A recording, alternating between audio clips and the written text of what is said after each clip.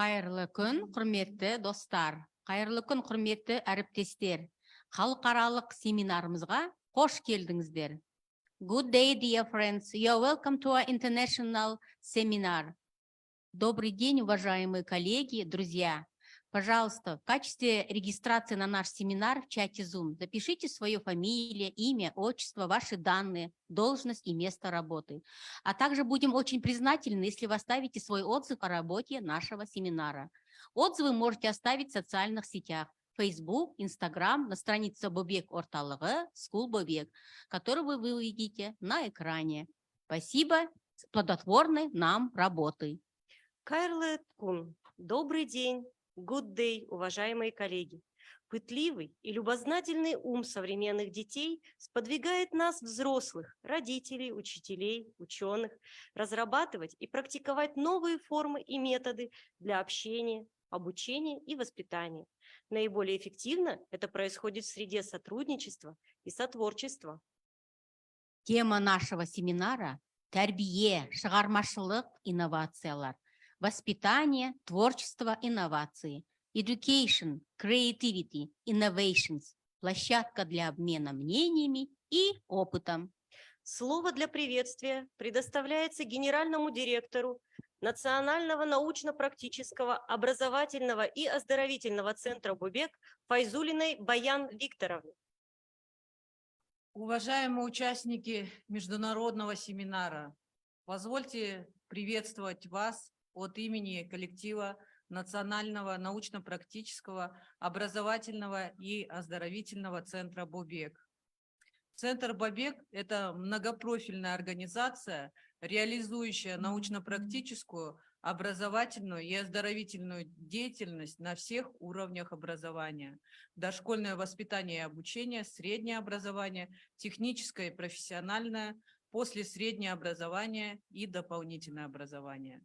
Бобек был создан в лучших традициях гуманной педагогики, педагогики поддержки детства. Суть этой педагогики – добрые сердца людей, помогающих юным не просто набираться сил, но и делать открытия, проживать яркие дни, познавать мир и самих себя. Миссия центра заключается в гармоничном интеллектуальном, духовно-нравственном, социально-эмоциональном и физическом развитии детей и молодежи на основе национальных и общечеловеческих ценностей. Каждому человеку надо привить умение делать, умение учиться, умение жить вместе в современном мире. Поэтому первостепенной задачей современной системы образования становится подготовка людей, обладающих критическим мышлением и способных ориентироваться в информационных потоках. Перед казахстанской системой образования поставлена задача овладения современными методиками и программами обучения, повышения уровня преподавания, обучения востребованным знаниям и навыкам, таких как трехязычие, профессионально-техническая подготовка и аналитическое мышление, что будет способствовать закреплению у молодых людей не только теоретических знаний, но и практических навыков и умений, в том числе высокотехнологического и инновационного характера. Именно этому посвящен наш семинар, который, я надеюсь, станет творческой площадкой по обмену опытом, интересных встреч и ярких открытий. Рады приветствовать гостей из России, благодарим вас за участие. Желаем всем участникам семинара интересного, плодотворного сотрудничества. Позвольте пожелать здоровья, любви и гармонии в ваших семьях. Спасибо за внимание. Благодарим вас, Баян Викторовна. И предлагаем вашему вниманию видеоролик о нашем центре Бобек. Бобек ұлттық ғылыми-практикалық білім беру және сауықтыру орталығы үздіксіз білім берудің барлық деңгейлерінде білім беру және сауықтыру қызметін іске асыратын қазіргі заманғы республикалық көп салалы ұйым болып табылады. 1997 жылы ашылған.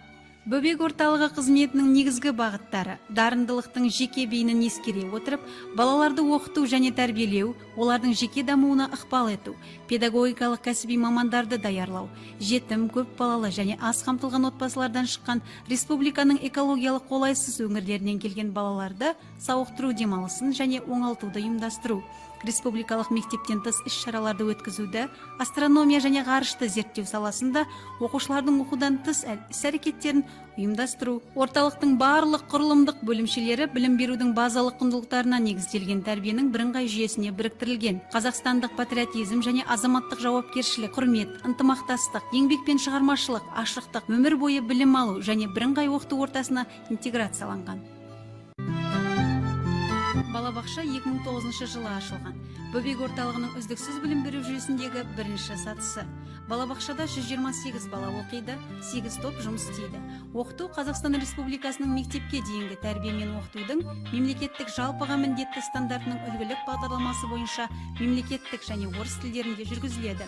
Әрбір жас ерекшелігі тобында көркем, шығармашылық пен қозғалыс белсенділігі үшін және өздігінен жұмыс істеуге жағдайлар жасалған.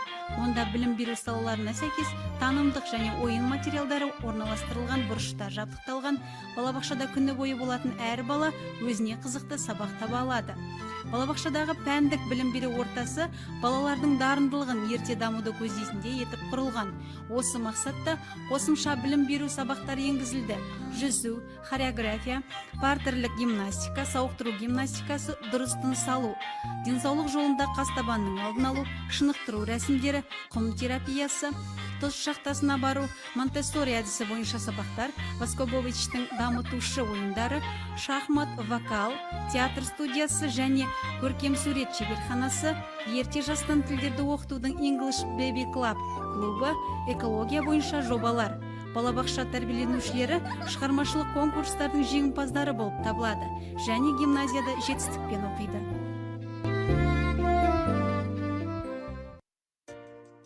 Гимназия 2002 жылы ашылған. Гимназияда 609 оқушы оқиды. Оқыту 0-11 сынып аралығында мемлекеттік қазақ және орыс тілдерінде жүргізіледі. Оқушылардың мектепке келуіне қолайлы жағдайлар жасалған. Гимназияның материалдық базасы талаптарға сәйкес барлық қажетті құрал жабдықтармен жабдықталған. Гимназияда оқушыларды ерте бейімдеу бойынша 7-ші сыныптан бастап жұмыс ұйымдастырылды. Бейінді оқытудың 3 түрі құрылған: ғарыштық экологиялық, көп тілділік, шахмат және IT технологиялар. Көп жылдар бойы дарынды балалармен жұмыс орталығы жұмыс істейді. Балалар мен ата-аналардың мейірімділік жолымен қайырымдылық клубы ашылды.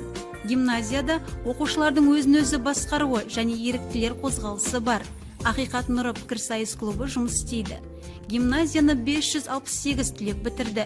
Оның 15-і алтын белгі белгісімен, 21-і үздік аттестат алды. Ал 24 түлек дарын бағдарламасы бойынша конкурстар мен жарыстарға қатысу нәтижелері бойынша ұбт-дан босатылды. Гимназияның 8 түлегі Назарбаев университетінің студенттері. Соңғы 7 жылда 69 түлек оқу грантын алды. Гимназияның 86 түлегі шетелдік жоғарғы оқу орындарында білім алуда. Гуманитарлық колледж 2009 жылдан бастап кәсіптік техникалық білімнің білім беру бағдарламаларын іске асырады. Білім беру профилі бойынша 4 мамандық және 4 біліктілікке мамандар даярлаумен айналысады.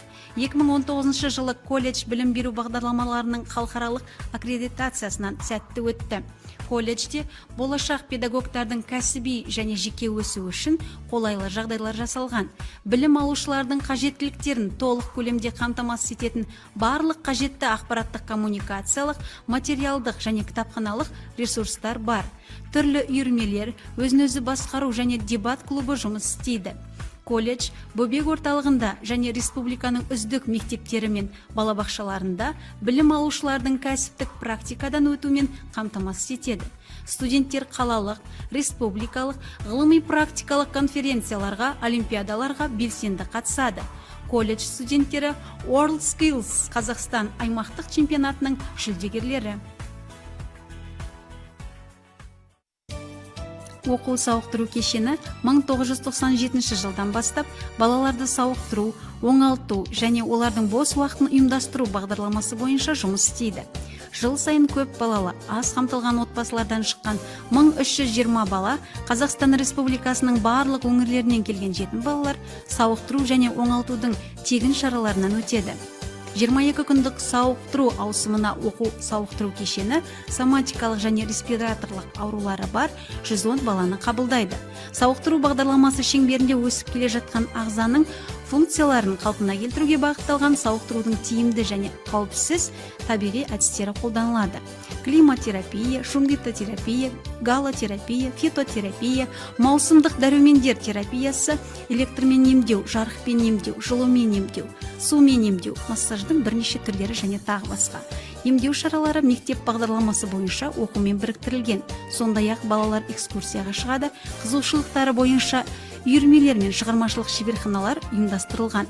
Сауықтыру іс-шараларының тиімділігі 95% құрайды.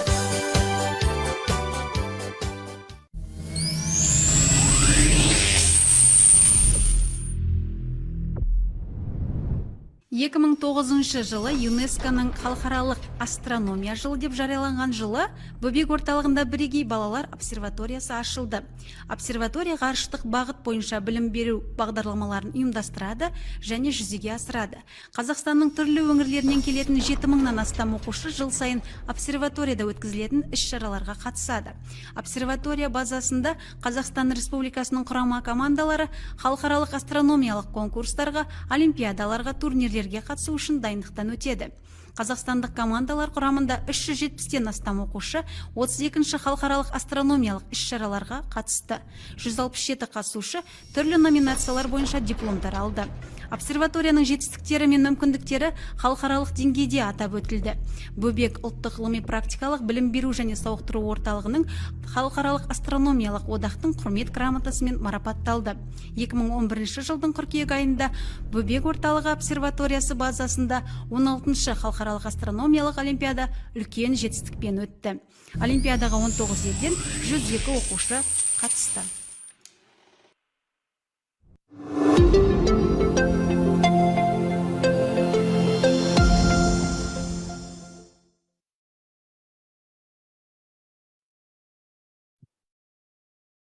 Құрметті әріптестер, достар, біз семинарымызды жалғастырудамыз. Мектепте көп тілді кеңістікті дамыту бөлімінде Каримова Раушан Бидалиевна, психолог, ғылымдарының докторы, профессор, психоневролог, психолог-практик, екі тілді ортада сөйлеуді дамытудың нейролингвистикалық мәселелер тақырыбы бойынша баяндамасын қуанышпен күтеміз. Қош келдіңіз дегіміз келеді. Раушан Бидалиевна, сөз сізде. Наш первый спикер Раушан Бидалиевна, с удовольствием ждем вас.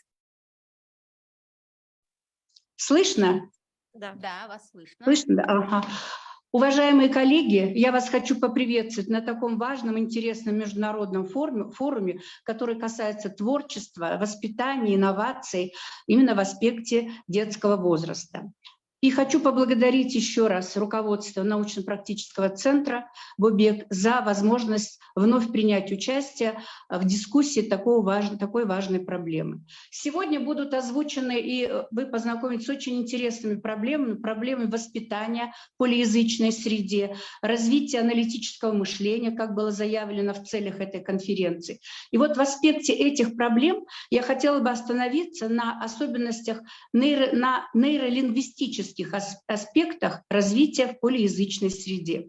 Дело в том, что эта проблема чрезвычайно актуальна в современных условиях. Почему? На сегодняшний день мы наблюдаем с вами так называемую такую социально-языковую депривацию. То есть у детей мы видим, к сожалению, к школьному возрасту ограничение задержки высших психических функций или, как мы в нейролингвистическом плане говорим, о семантически-прагматической части речи.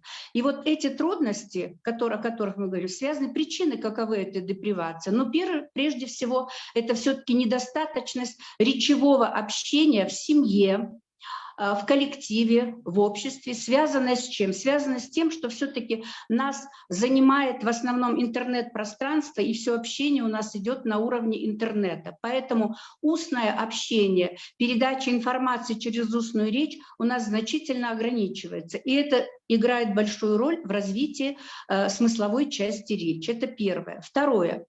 Погружение в цифровое пространство происходит, к сожалению, уже у детей с раннего возраста, когда необходимо развитие речи именно на уровне эмоционально-действенного общения, на уровне разговора, на уровне тесного контакта с ребенком, когда ребенку необходимо рассказывать сказки, показывать. То есть вот это все эмоционально-действенное общение, оно значительно ограничивается именно вот с таким фактором. Ну и, наконец, следующий тоже фактор, который немаловажную роль играет, я бы сказала, такое, знаете, происходит у нас сейчас гибридное двуязычие, иногда трехязычие. То есть родители говорят дома на одном языке, а ребенок саморазвивается в интернете на другом языке, например, на русском, на английском языке.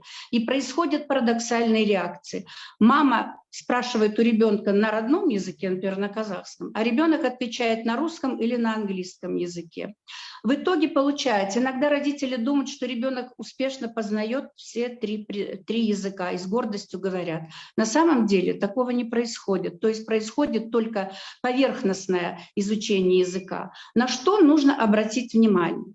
Прежде всего, я хотела бы сказать, что познание в нейролингвистическом плане, познание родного языка и иностранного языка происходит диаметрально противоположно. Если родной язык развивается, образно говоря, сверху вниз, то есть начиная от простых слов к сложным конструкциям, да, то развитие иностранного языка идет от уже хороших сформированных речевых конструкций к простым словам, простым понятиям. Вот эта разница играет очень большую роль. Это первое. Второе. Родной язык у ребенка развивается неосознанно, спонтанно. Ребенок начинает понимать конструкции, грамматические конструкции неосознанно. При познании второго языка иностранного сначала ребенок узнает сложные конструкции речевые, только потом начинает познавать уже более простые. Вот это, конечно, влияет на развитие речи, и особенно если ребенок растет в полиязычной или двуязычной среде. Кроме того, у ребенка в родной речи письменная речь развивается намного позже. То есть ребенок вообще в родной речи, в родной среде, он не познает сразу азбуку, не познает письмо, он познает в целом речь. А вот при познании иностранного языка происходит сначала почти одновременно письменная речь и уже познается грамматическая. Вот эти вещи, конечно, необходимо обратить внимание, и они существенно влияют на развитие речи. Почему? Потому что кажется нам, что ребенок как будто бы начал говорить, разговаривает и вполне, в общем-то, разговаривает, и родители удивляются, как это так, к школе вдруг обнаруживается, что у ребенка имеются какие-то проблемы с речью. Дело в том, что когда ребенок идет в школу, в первых классах, вот задержка высших психических функций речи, она определяется не тем, что она сразу не проявляется тем, что ребенок плохо говорит. Да, учитель говорит, да, он не говорит. Нет, она проявляется в неуспеваемости школьной, она проявляется в нарушениях поведения, в эмоционально-коммуникативной функции. То есть уже в первых классах видно, что ребенок не может коммуницировать так же, как все, не может общаться с детьми. Естественно, это влияет уже на его речевое мышление, а значит и на школьную успеваемость.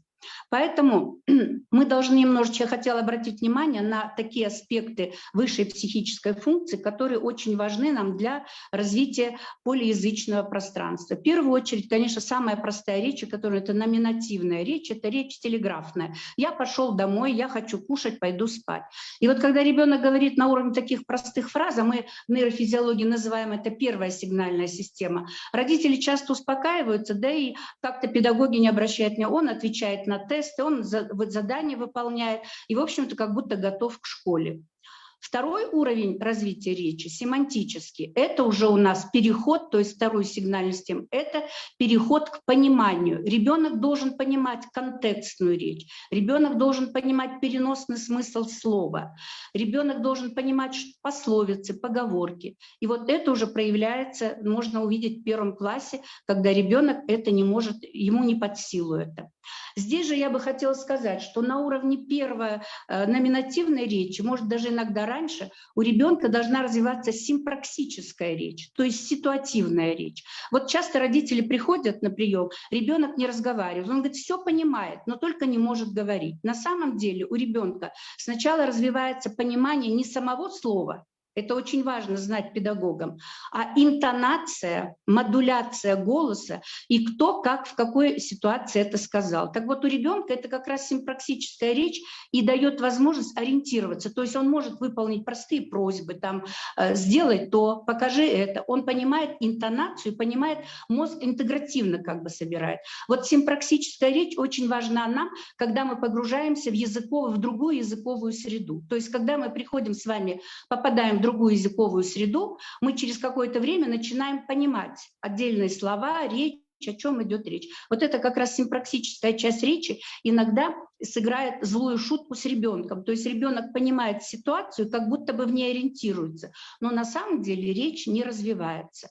Ну и, наконец, самая сложная и самая важная часть речи – это прагматическая часть речи, когда ребенок должен осознанно отвечать на вопросы, поддерживать беседу, понимать или поддерживать зрительный контакт при беседе.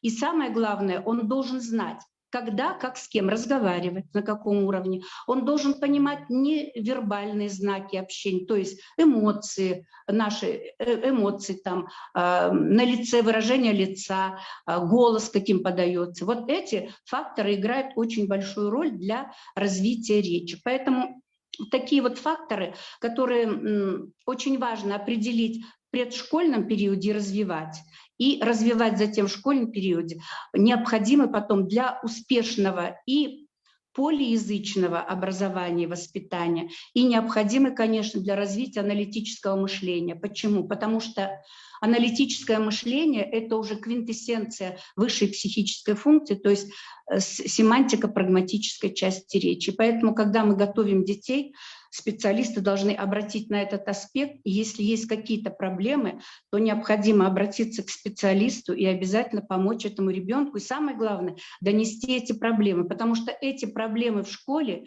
именно нивелируются под проблемы поведения, проблемы плохой успеваемости, гиперактивности. А когда начинаешь анализировать, в чем проблема, оказывается, что у ребенка не развита именно семантика, прагматическая часть речи. И он, в общем-то, выходит из положения только на уровне симпраксической или номинативной речи. Вот на это я хотела бы обратить внимание уважаемых коллег, и чтобы, желаю успеха вам конференции и всего самого хорошего. Спасибо за внимание. Көп рахмет, Раушан Бидалиевна. Өзекті мәселелерге өз тәжірибеңізбен, құнды тәжірибеңізбен бөліскеніңізге көп рахмет. Келесі жолы біздің семинарымыз жалғасы бар. Қаңтар ақпан айдарында тағы да күтеміз деп айтқым келеді. Көп рахмет. Спасибо большое. В секции развития полиязыкового пространства в школе моя коллега Курпибаева Шамшия Каблановна, учитель английского языка, педагог-мастер, руководитель полиязыкового центра «Я полиглот», с большим удовольствием поделится с вами продуктивным опытом по теме развития инновационной образовательной модели полиязыкового пространства в школе School Бобек. Шамшия Каблановна. Спасибо, коллега. Мы продолжаем наш семинар. Я с удовольствием поделюсь своим опытом. Уважаемые коллеги, в нашей гимназии обучаются учащиеся более чем, если я не ошибусь, коллега, более чем 15 национальностей. Поэтому мы, общаясь, взаимодействуя с нашими учащимися на языке сотворчества, а с нашими родителями на языке сотрудничества. Поэтому я буду переходить плавно с казахского языка на русский, с русского языка на английский. По ходу работы иногда бывает, что конкурсы готовим мы на корейском, на японском, на французском, на различных языках. Сондықтан мұқият тыңдап, сұрақтарыңыз болса, жазуға әрқашан дайынмын. Тема моего выступления – развитие инновационной образовательной модели полязыкового пространства в школе School Bobek. Келесі слайд. Сотрудничество нашего центра, взаимодействие с центром города Алматы, полязыкового клуба, университета КИМЭП, мы постоянные их слушатели и участники дебатного клуба, ЮНЕСКО, конкурсы международного масштаба, центра Дарын, это участие в республиканских олимпиадах, Британский совет, международные экзамены и республиканские журналы, вестники, где идут публикации у нас на 3 языках. Келесі слайд-то. Цель нашего центра – это содействие и внедрение инновационной модели полязыкового пространства School Bobek, учитывая наш опыт международного и республиканского масштаба. Как я уже сказала, что сотрудничество ведется с моим коллегой, руководителем Центра по работе с одаренными детьми Солодниковой Юлией Вячеславной, библиотекой и руководителем методических объединений. Келесі слайд. Қазіргі слайдта сіздердің құрметті әріптестер көріп отқандарыңыз 42 айынан бастап, мамыр айынан кейін бізге шаттық шуағы кестесі деген іс-шаралар болады. Кәдімгідей іс-шаралар орыс тілінде радужный события дейміз, немесе ағылшын тілде rainbow events. Қарап отсаңыздар, неше түрлі іс-шаралар бізде әр әдістемелік ұжымдарға белсенді қатысып отқан балалар, ата-аналар және біздің әріптестер.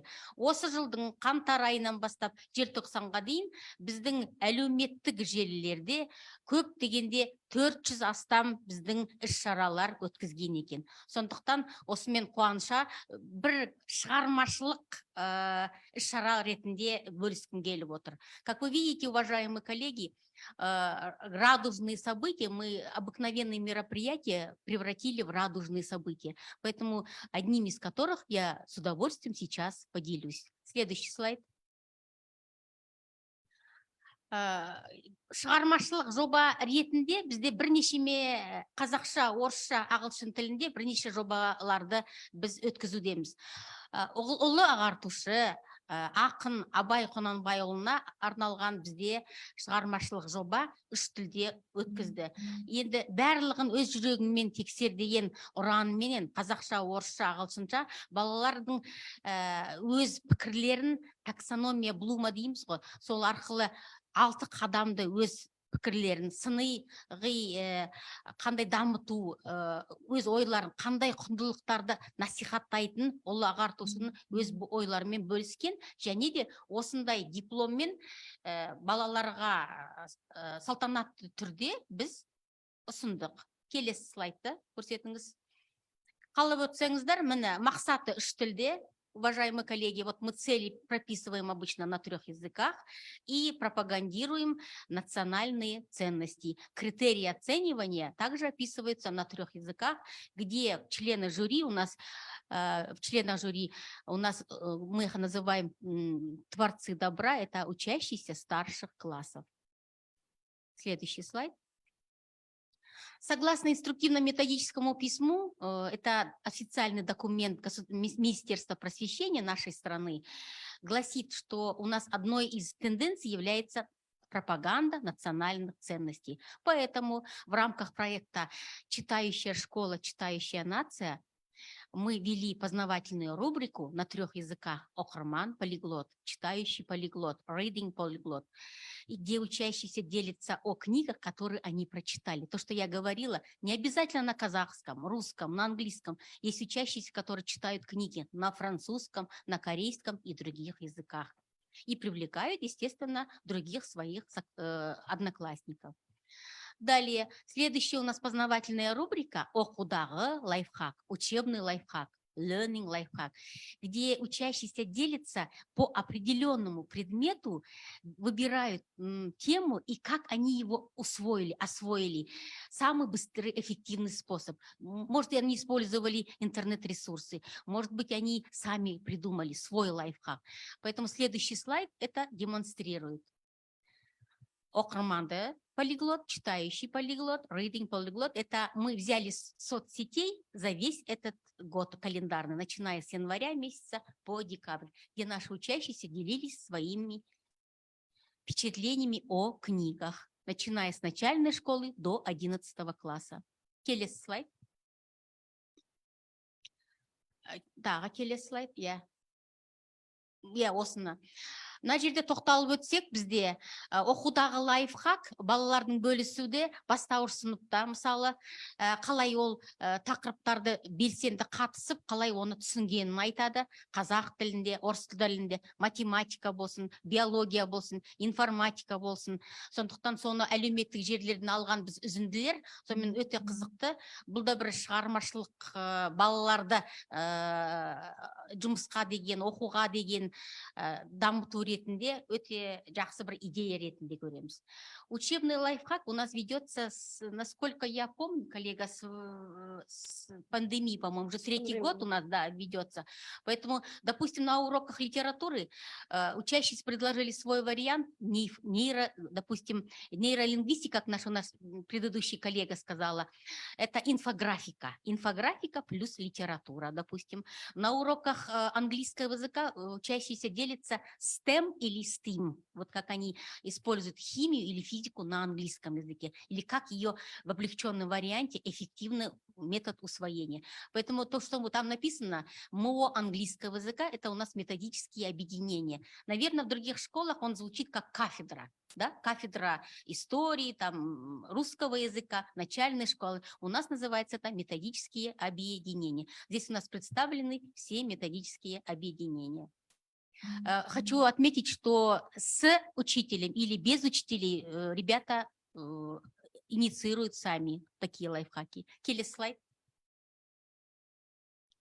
Биыл біздің орталығымызға 25 жыл. Біздің полиглот орталығымызға 10 жыл болды. Сондықтан біздің шығармашылық жобаны қуана көрсеткім келеді. Бақыт ұясы, дом счастья, happy house деп, осыны биыл біз өткіздік. Оның өзекті мәселелер, қарап отырсаңыздар, на пирамидада 25 қадам қандай жетістіктерге біздің бөбек орталығы жетті деп.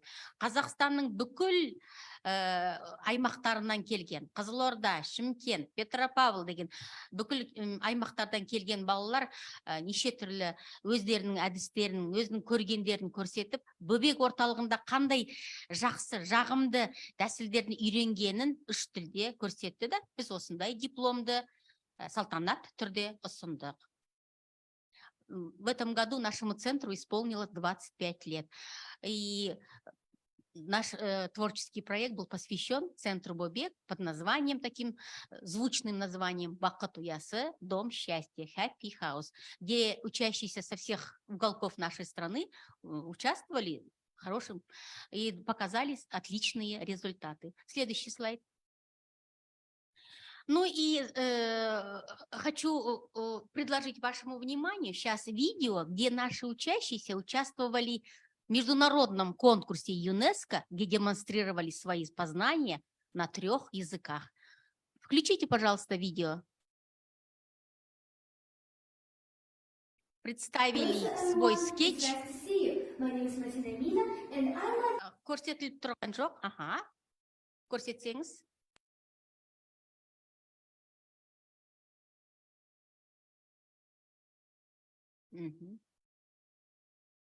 Hello to everyone, it's nice to see you. My name is Martina Mina, and I'd like to tell you that our students of School Böbek founded the Double Life Company and invented the magic skills of wisdom that show us our values. Hello, Kayla Kun, good day. Sizге қай тілдесіз сөзге Kayla? Сәлеметсіздер, қазақша түсіндір. Әрине, ал ендеше сіз қазір бұл таразыға тұрып, біз сіздің қасиеттеріңізді көре аламыз. Қызық, қайсысы көбейді? Жаман ба, жақсы ма? Мен солай қобылжып тұрмын. Қорықпаңыз, бәрі жақсы болады. Жарайды. Біріншісі, даналық 18% аздау. Здравствуйте, Kayla Kun, добрый день. Sizге қайсы тілде сөйлесуге ыңғайлы? Мне удобно на русском, потому что я филиппинска, и русский язык – это межнациональный язык нашей страны. Разумеется, нет проблем. Что ж, давайте становитесь на весы.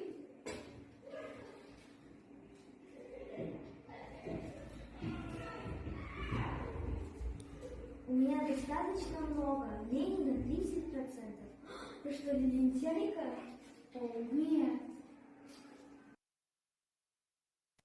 Уважаемые коллеги, данный скетч учащиеся 7 класса, участники международного конкурса от ЮНЕСКО демонстрировали свои знания, да, не только показывали знания по языкам, но и рассуждали на общечеловеческие ценности, такие как доброта, сочувствие, внимание, и вообще над какими негативными своими качествами следует поработать. Вот такие воображаемые весы мудрости. И в завершение хотела бы сказать, что способы создания благоприятной полиязыковой среды у нас вот на вашем экране это могут быть тьюторы-мотиваторы, когда, как в свое время были тимуровская команда, когда учащиеся старших классов помогают младшим. Интернет-образовательные ресурсы или технологии активного обучения case study. Вот как вы видите на нашем экране, можно даже сделать отдельный семинар, я думаю. Телеслайд. Ну и использование цифровых образовательных ресурсов как один из способов создания полиязыковой среды. Это всем известные, это сайты, YouTube-каналы и другие интернет-ресурсы. Я просто делюсь из своего опыта. В завершение хочу сказать, что ежегодно мы, завершая учебный год, мы вручаем самым лучшим нашим учащимся, которые участвовали во всех наших радужных событиях на разных языках в сотрудничестве с Центром по работе с одаренными детьми, и вручаем номинацию «Гажаиб Бала», «Чудо-ребенок», «Miracle Child». Включите, пожалуйста, отрывок из этого вручения.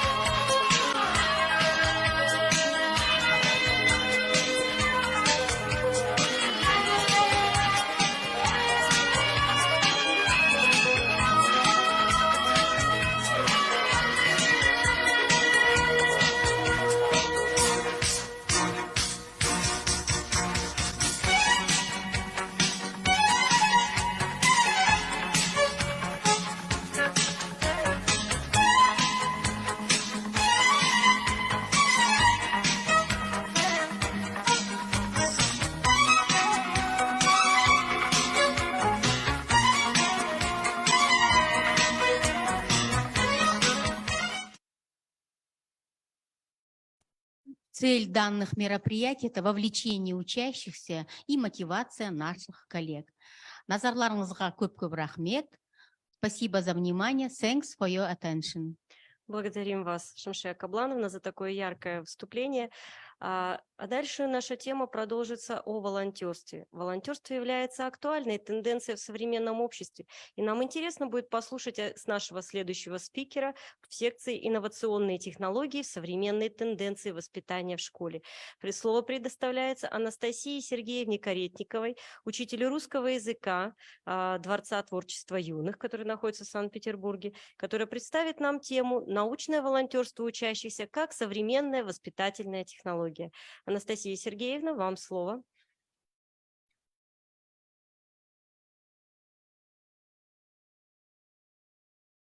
Анастасия Сергеевна. Вы с нами на связи? Да. Так. Да, ждем вас с Ждем удовольствием. вас. Здравствуйте. Слышно меня? Да, все хорошо. Спасибо большое. Спасибо за представление и спасибо за предыдущие все выступления. Это было очень вдохновляюще. Смотришь и не оторваться, конечно. Вот. Я прошу запустить презентацию мою. Спасибо. Угу. И так, еще минуточку. Видно, да? Да, все хорошо. Отлично, хорошо. Я являюсь, ну, помимо того, что я действительно учитель в Аничковом лицее в Санкт-Петербурге, я являюсь руководителем образовательной программы подготовка наставников научно-исследовательских проектов. И мы не так давно поняли, что существует... Можно следующий слайд, пожалуйста?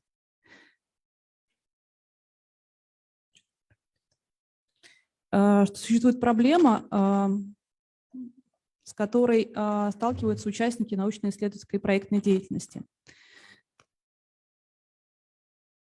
Так, вот, пожалуйста, спасибо. Ага. Ладно, заработало. И, в общем, это даже серия проблем. Я вывела их на экране. Я думаю, что вы со мной согласитесь, что сейчас есть некоторая проблема отсутствие наследования внутри научных традиций, научных школ. Когда учащийся в школе придумывает себе тему для научного исследования, это, как правило, либо слишком широкая тема, либо тема вне научного контекста, либо нет понимания современных научных методов и подходов для решения этих задач научных. И очень сложно найти, бывает, для такого учащегося научного руководителя, чтобы все-таки состоялось исследование. Значит, с этой проблемой связаны следующие проблемы. Ученик теряет интерес к своему исследованию, и без помощи взрослого в научном исследовании ему просто не обойтись. Нужен наставник. Для того, чтобы найти ему наставника, мы подумали, что может быть так. Что может быть одним из решений научное волонтерство. Что это такое? Это исследовательская деятельность, которую на безвозмездной основе осуществляют люди без профессиональных знаний. Как раз школьники тот самый круг людей, кто может помочь ученым в их задачах, в решении их задач. Можно без высшего образования, но обязательно нужно наладить связь между научным сообществом и школьным сообществом, чтобы исследование состоялось. Если есть научно-исследовательская задача, то ее даже можно мультиплицировать. То есть получается, что мы можем научить наставников, и они смогут, обретя метод и получив опыт исследования, сами пройдя этот путь, потом провести по этому пути своих подопечных. Так родилась идея сетевых проектов. То есть одна задача, она передана в руки нескольких независимых проектных групп. Например, может быть, сбор и обработка материала. Такая простая задача, которая очень иногда бывает нужна исследователям, ученым. Без этих волонтеров даже большой команды человек из научного сообщества не смог бы собрать весь этот материал. мы не можем поехать в экспедицию сразу в несколько регионов. А если у нас есть помощь в виде вот этих вот малых проектных групп, мы действительно можем, сформулировав четко задачу, собрать материал, дальше помочь им обработать этот материал и, соответственно, получить доступ к тому, к чему мы раньше не имели возможности вообще подобраться. Это существенное расширение круга возможностей ученого. Вот. Должен быть кто-то, кто будет это организовывать. И в Новосибирске, это ближе к вам даже, чем к нам, есть фонд образования, фонд поддержки проектов в области образования. И совместно с негосударственным институтом «Иннопрактика» вот этот фонд разработал стратегию объединения научного сообщества и учебных исследовательских проектных групп. Сейчас в этом фоне 6 направлений по разным научным дисциплинам. И вот мое направление, гуманитарное направление в самой правой части слайда. Немножко поподробнее расскажу. Значит, вот семейные реликвии. Мы придумали, что мы хотим собирать семейные реликвии, которые хранятся в семьях по всей стране и даже за рубежом. Кроме этого направления у нас есть физики, они ищут кванты, они исследуют квантовую историю, астрономы, они изучают засветку солнечную и засветку городскую. У нас есть интересный пилотный наш проект «Охотники за микробами». Это люди, которые собирают почвенные бактерии и в чашках Петри их выращивают, соответственно, потом отправляют свои результаты ученым. У нас есть археология, люди, которые исследуют соскобы на археологических памятниках, на кусочках горшков и пытаются распознать, чем же питались наши далекие предки. У нас есть биологи, которые исследуют содержание флавоноидов в лекарственных растениях. И вот одно из направлений гуманитарное – это семейные реликвии. Значит, фонд организует школы наставников для педагогов, учителей, родителей, для всех неравнодушных взрослых, кому интересно было бы стать научным руководителем школьного проекта. На занятиях наставники знакомятся с задачей, с методом, а также особенностями проектной деятельности. На втором этапе происходит мультиплицирование, то есть создание школьных проектных групп, и уже школьники под руководством этих обученных наставников выполняют проектную задачу. Конференция отчетная после того, как они проделали эту задачу, тоже есть. Школьники выступают на конференции. И после того, как конференция завершится, публикация материалов и лучшие работы попадают на форум в Академпарке как раз в Новосибирске. Форум проходит в точке кипения, на котором встречаются победители каждого из направлений. Немножко расскажу о своем направлении. Семейная реликвия. Вот, собственно, задача, которая была поставлена проектом Прагмема в Санкт-Петербурге, это собрать семейные реликвии.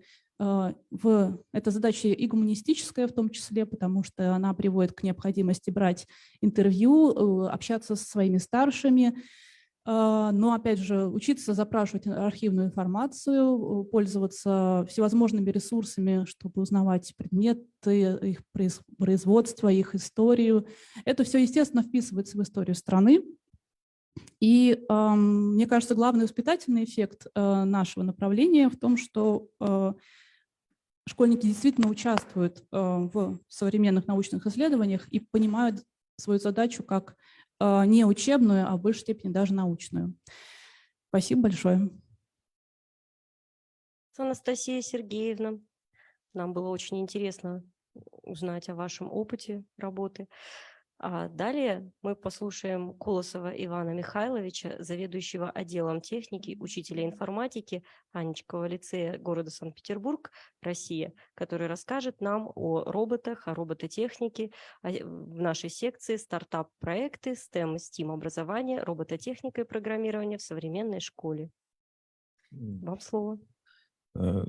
Добрый день, уважаемые коллеги. Меня слышно? Да, все хорошо. Включите, пожалуйста, презентацию.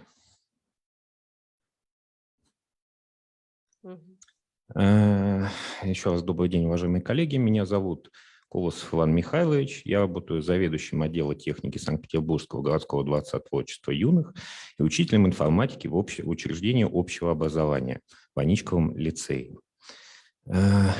Тема моего выступления – 3D-технологии как инструменты в STEAM-образовании. В современном обществе ощущается потребность в подготовке инженерных кадров будущего, имеющих инновационное мышление и умеющих решать прикладные задачи, используя знания и навыки в разных областях науки и техники. Как показывает мой личный опыт, 3D-технологии, в частности 3D-печать, может помочь нам в решении данных задач. Тем более в настоящее время такие технологии приобрели массовое распространение. Может быть, мое сегодняшнее выступление будет полезно коллегам, работающим со STEAM-технологиями в образовании. Так, сейчас следующий слайд. Включите, пожалуйста, следующий слайд. Следующий. Свое знакомство с 3D-печатью я начал с дополнительного образования. На занятиях робототехникой изначально использовал данную технологию для восстановления утраченных деталей робототехнического конструктора, а со временем и для расширения его возможностей. Например, создание деталей для монтажа сервоприводов позволило использовать платформу Arduino совместно с робототехническим конструктором, что значительно расширило его возможности. Следующий слайд. Педагоги отдела техники активно применяют 3D-технологии на своих занятиях, создают модели, корпусные изделия, элементы архитектуры, восстанавливают утраченные детали. Следующий. Педагоги дополнительного образования нередко становятся кураторами индивидуальных проектов, кстати, благодаря чему мы получаем взаимодействие и интеграцию общего и дополнительного образования. Здесь я хотел бы пояснить, что такое индивидуальный проект. Согласно Федерального государственного образовательного стандарта Российской Федерации, у учащихся 10 и 11 классов есть такой предмет, в рамках которого осуществляется создание и защита научно-исследовательского проекта. Приведу пример. Система аварийной посадки квадрокоптера была разработана и испытана в лаборатории авиамоделизма. Основные детали были напечатаны на 3D-принтере. Расчеты были выполнены совместно с учителем физики. В общем образовании среди старших классов особым интересом пользуются современные технологии программирования. Поскольку я работаю учителем информатики, я часто являюсь куратором индивидуальных проектов учащихся. Хочу рассказать про один из проектов, выполненных под моим руководством. Проект по созданию рабочей модели винта лодочного мотора. Работа касалась не только 3D-печати, но и проектирования, расчетов и химической обработки.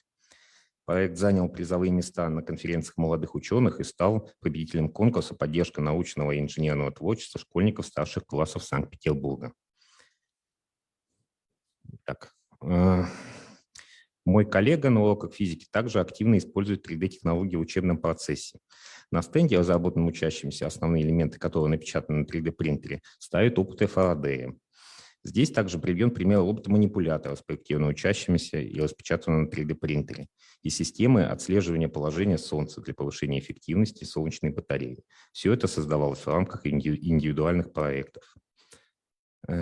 Таким образом, доступность массовость 3D-технологий позволяет реализовать междисциплинарный подход к решению практикоориентированных задач как в общем, так и в дополнительном образовании, в том числе и в STEAM-обучении. Считаю, что 3D-принтер должен стать одним из важных инструментов современного образовательного процесса.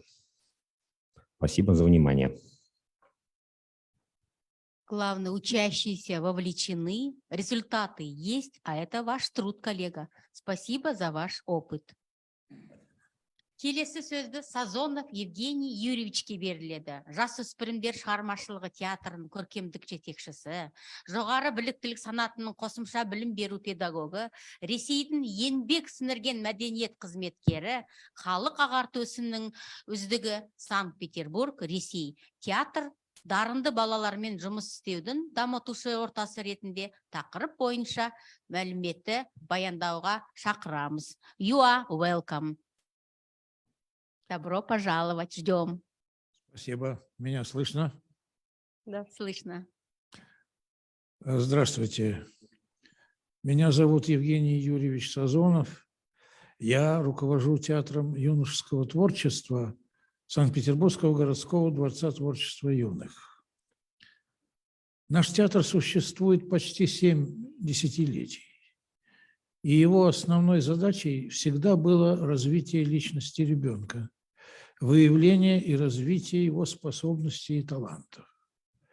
Однако мы не стремимся развивать одаренность ребенка только лишь в каком-либо одном направлении, ну, скажем, в актерском, режиссерском или театрально-постановочном. Мы стараемся делать это комплексно, развивая одновременно и художественные, и трудовые навыки, а также организаторские способности. Формируем нравственные представления, считая, что именно такой комплексный подход наиболее эффективен. Нет неодаренных детей. Этот тезис мог бы стать своеобразным лозунгом для всей системы воспитания детей театром. Разумеется, в театральном коллективе на первом месте стоит творческая работа детей над спектаклем, ролью, основами актерского мастерства. Поэтому огромное значение имеет тот репертуар, с которым сталкиваются юные исполнители в процессе репетиций и выступлений. Это, безусловно, должна быть хорошая драматургия или литература, проза, поэзия, сказка. Поэтому в репертуаре нашего театра на протяжении многих лет спектакли по произведениям русской и зарубежной классической драматургии. Это Островский, Чехов, Гоголь, Мольер, Метерлинк. А произведения современных авторов Шварц, Полонский, Маршак, Экзюпери, Селлинджер, Линдгрен. Сам процесс репетиции устроен так, чтобы, работая над образом, дети не только учили текст, но и глубоко погружались в художественный мир автора, знакомились с его эстетическими представлениями, чувствовали не только букву, но и дух эпохи. С этой целью мы стремимся расширять культурный кругозор, используя литературу, музыку, историю театра, а также активизируя самостоятельное творчество, импровизации и этюды. Таким образом, работа над спектаклем становится не только подготовкой к премьере, но и, по образному выражению основателя ТЮТа, одного из выдающихся театральных педагогов Матвея Ильича Дубровина, процессом удовлетворения творческих потребностей личности. Данный процесс находит свое продолжение в уникальной системе детского самообслуживания и самоуправления, которая позволяет воспитанникам увидеть театр не только как яркое и привлекательное зрелище, но и изнутри, как синтез различных искусств – актерского, режиссерского, постановочного и как результат большого совместного труда множества людей. С этой целью в ТЮТе созданы и активно действуют театральные производственные цеха: монтировочный, осветительский, гримерный, костюмерный, бутафорский, поделочный. Всего их 10, где дети постигают тайны театральных профессий, приобретают трудовые навыки и опыт коллективной работы. Важно отметить, что в этих цехах трудятся все тютовцы, независимо от их актерских занятий. Это создает творческую атмосферу, расширяет круг познаний воспитанников в различных областях театрального искусства.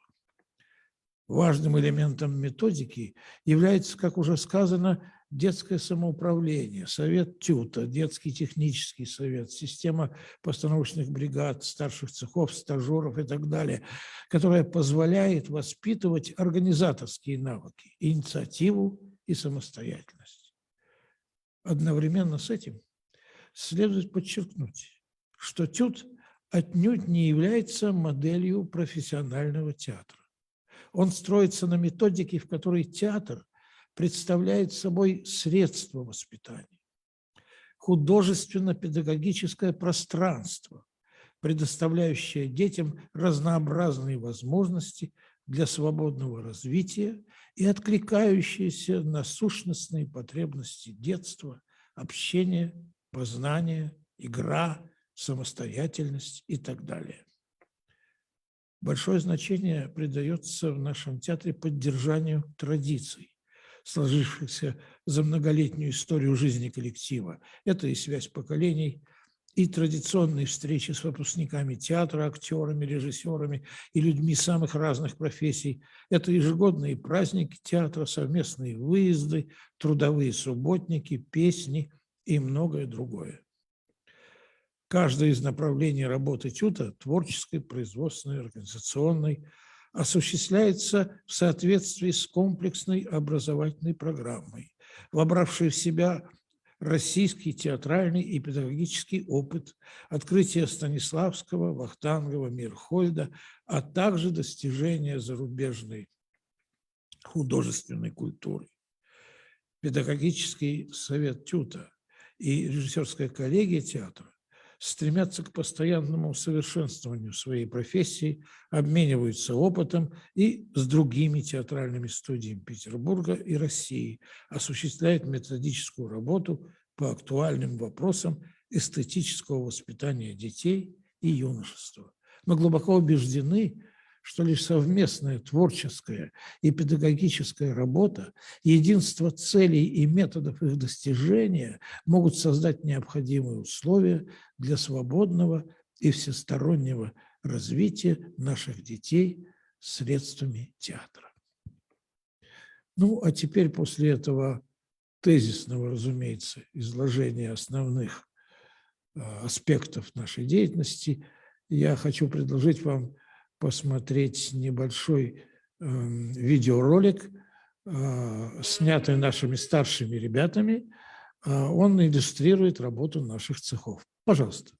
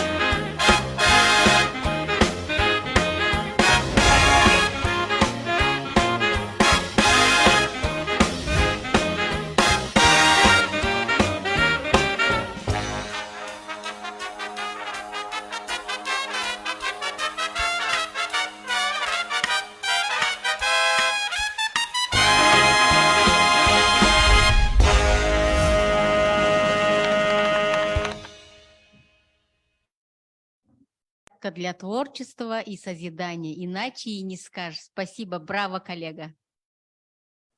Келесі сөз Дарья Юрьевна Егороваға беріледі.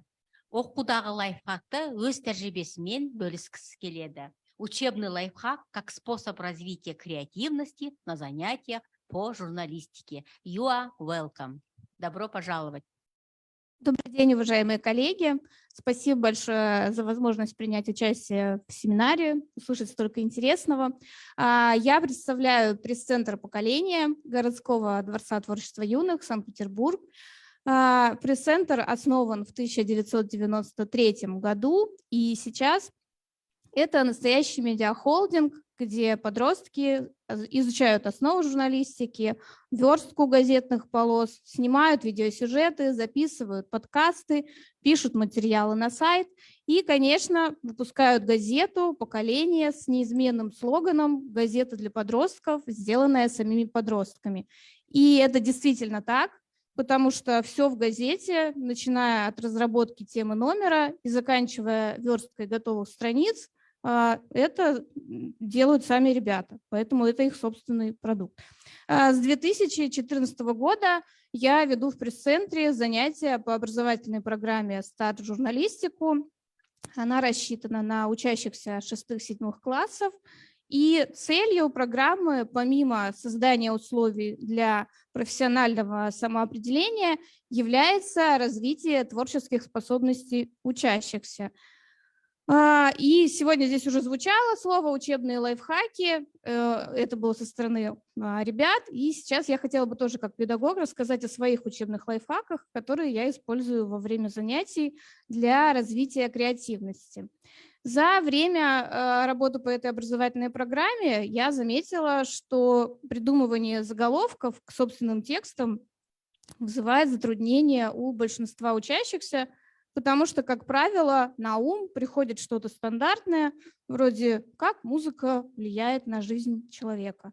Тем не менее, заголовок играет очень важную роль в журналистском тексте, потому что у современных читателей очень мало времени, и, как правило, они сначала знакомятся с заголовками и по ним определяют, что именно, какой материал они хотят дочитать до конца.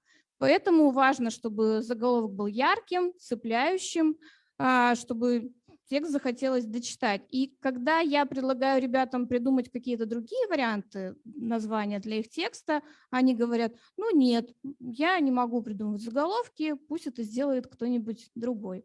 И для того, чтобы преодолеть их убеждение в том, что заголовки им не покорны, я делаю вот что. На одном из занятий я предлагаю им придумать заголовки к небольшим заметкам из газет. Я беру короткие тексты из разделов «Спорт», «Культура», «Искусство», и я читаю им эти тексты, а они предлагают свои варианты названий к каждому из них. Почему-то к чужим текстам заголовки придумывать легче, чем к своим, меньше ответственность, тем более они знают, что это всего лишь тренировка. И, конечно, появляются удачные идеи, я активно их оживленно поддерживаю, и вот тут как бы у них появляется первое ощущение, что надо же, я, значит, все-таки могу для своего текста и сам придумать заголовок. И, конечно, вот это упражнение, оно способствует тому, что развивается креативность, творческий потенциал, умение лаконично формулировать свои мысли, и создается для учащихся ситуация успеха. Одно из следующих занятий по этой теме мы проводим в формате редакционной летучки, когда учащиеся придумывают заголовки уже к текстам своих одногруппников, которые те написали для газетного номера. Ну, точно так же ребята по очереди читают все тексты и выдвигают свои идеи для того, какой текст можно назвать. И здесь, конечно, уже не только креативность развивается, но еще и навыки взаимодействия, взаимовыручки, поддержки, потому что если не получается у кого-то одного, то остальные приходят ему на помощь, ребята с удовольствием включаются в процесс, каждому хочется придумать что-нибудь яркое, необычное. И часто после того, как появляется первый удачный заголовок, можно наблюдать своеобразный эффект домино, когда классных заголовков становится все больше. Ну вот, Здесь на слайде примеры заголовков как раз из последнего номера, который мы делали. Слева первый вариант, да, с которым автор принес свой текст, и справа то, к чему мы пришли. Ну вот, например, нынешнее состояние музыкальной индустрии, такой был глобальный заголовок, да, а как там музыка в России, это то, что после редакционной летучки родилось, или как научиться музыке, да, и конечный вариант итоги аккорды по расписанию. Ну, вообще газета, да, печатные СМИ – это тоже мой источник вдохновения, потому что второй мой лайфхак – это регулярное использование на занятиях экземпляров печатных СМИ, газет и журналов, потому что когда я у ребят спрашиваю на первом занятии, что вы читаете, какие газеты и журналы вы знаете, редко кто называет что-то конкретное, а для журналистов, конечно, важно ориентироваться в современных СМИ, и поэтому я на каждом почти занятии стараюсь газеты, журналы задействовать, потому что с их помощью можно решать как творческие задачи, вот придумывать заголовки, писать заметки по фотографиям с газетных полос или анализировать заголовки, которые там есть. И можно решать конкретные образовательные задачи, например, отслеживать, определять инфоповоды, или на практическом материале разбирать журналистские термины и понятия. Ну вот, например, у нас в журналистике есть такой термин «принцип перевернутой пирамиды». Это когда материал в тексте расположен от более важного к менее важному, то есть сначала главное, потом подробности, потом детали.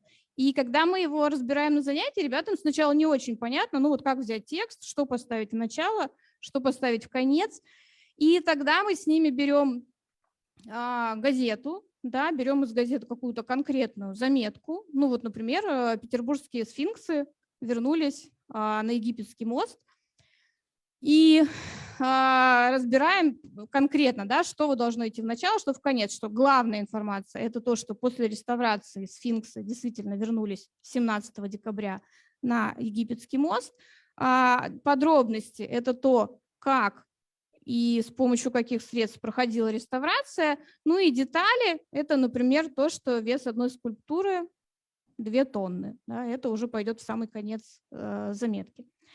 И третий мой учебный лайфхак – это привлечение ребят к созданию карточек для практических занятий.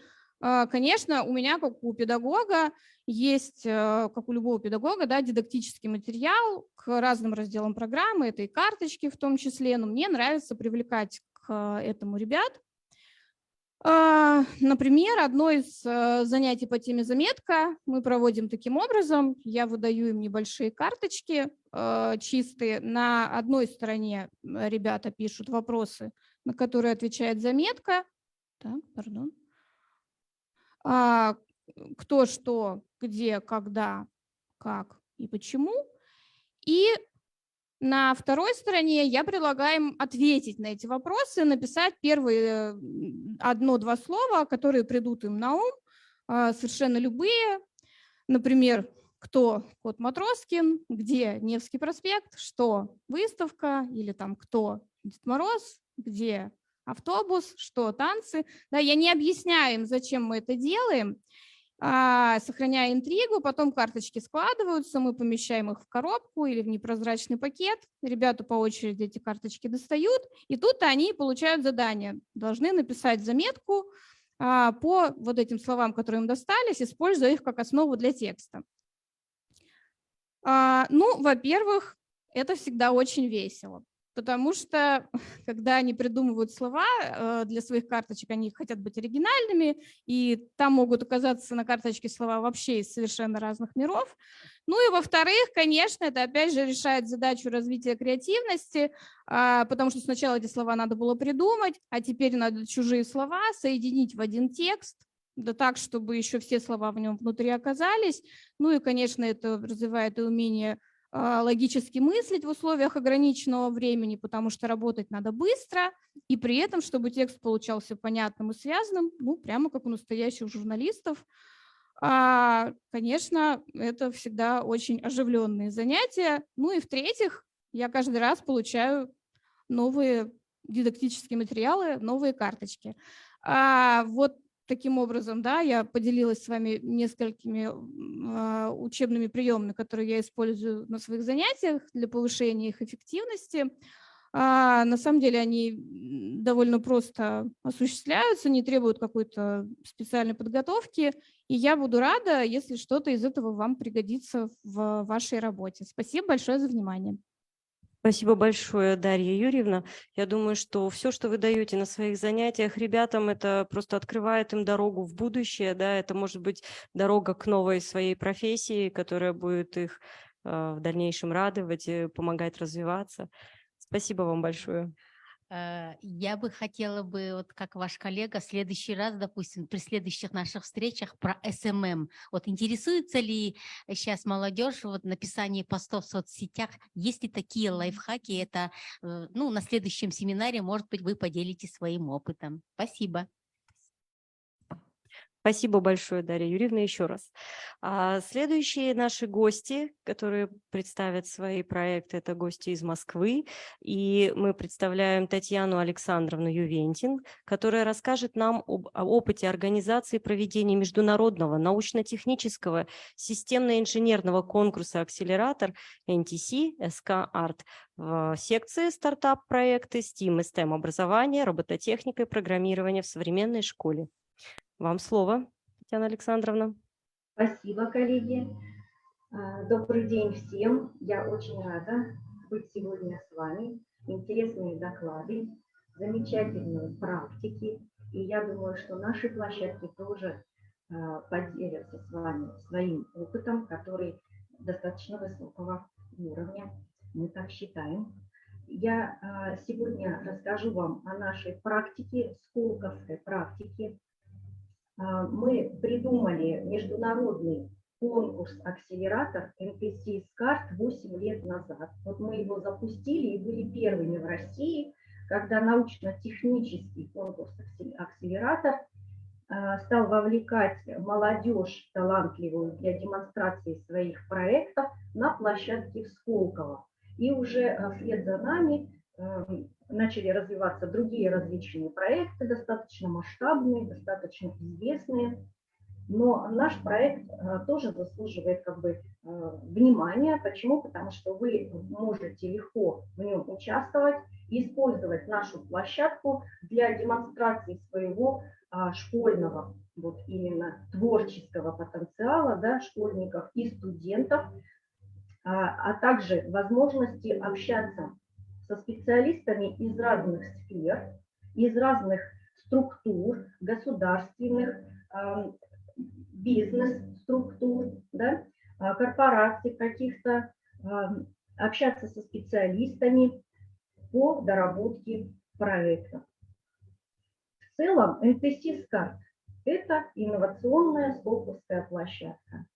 И наша задача – это подготовка именно инженерных кадров, которые в дальнейшем будут нашей элитой, будут теми, кто развивает свой регион, свой город, свою страну и в целом является двигателем мирового прогресса.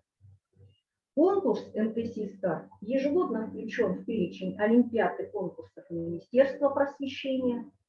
Это значит, что даются дополнительные баллы. Каждый вуз определяет количество дополнительных баллов самостоятельно, но ребята, которые участвуют в нем, могут поступать во все российские вузы на льготных условиях. NTC SCART – международный конкурс, и участвуют ребята из разных стран в нем. Чем он интересен? Ребенок подает свою идею, может даже просто тщательно ее описать. Эта идея должна заинтересовать жюри, а жюри у нас состоит из достаточно высокого уровня специалистов разных учреждений и структур.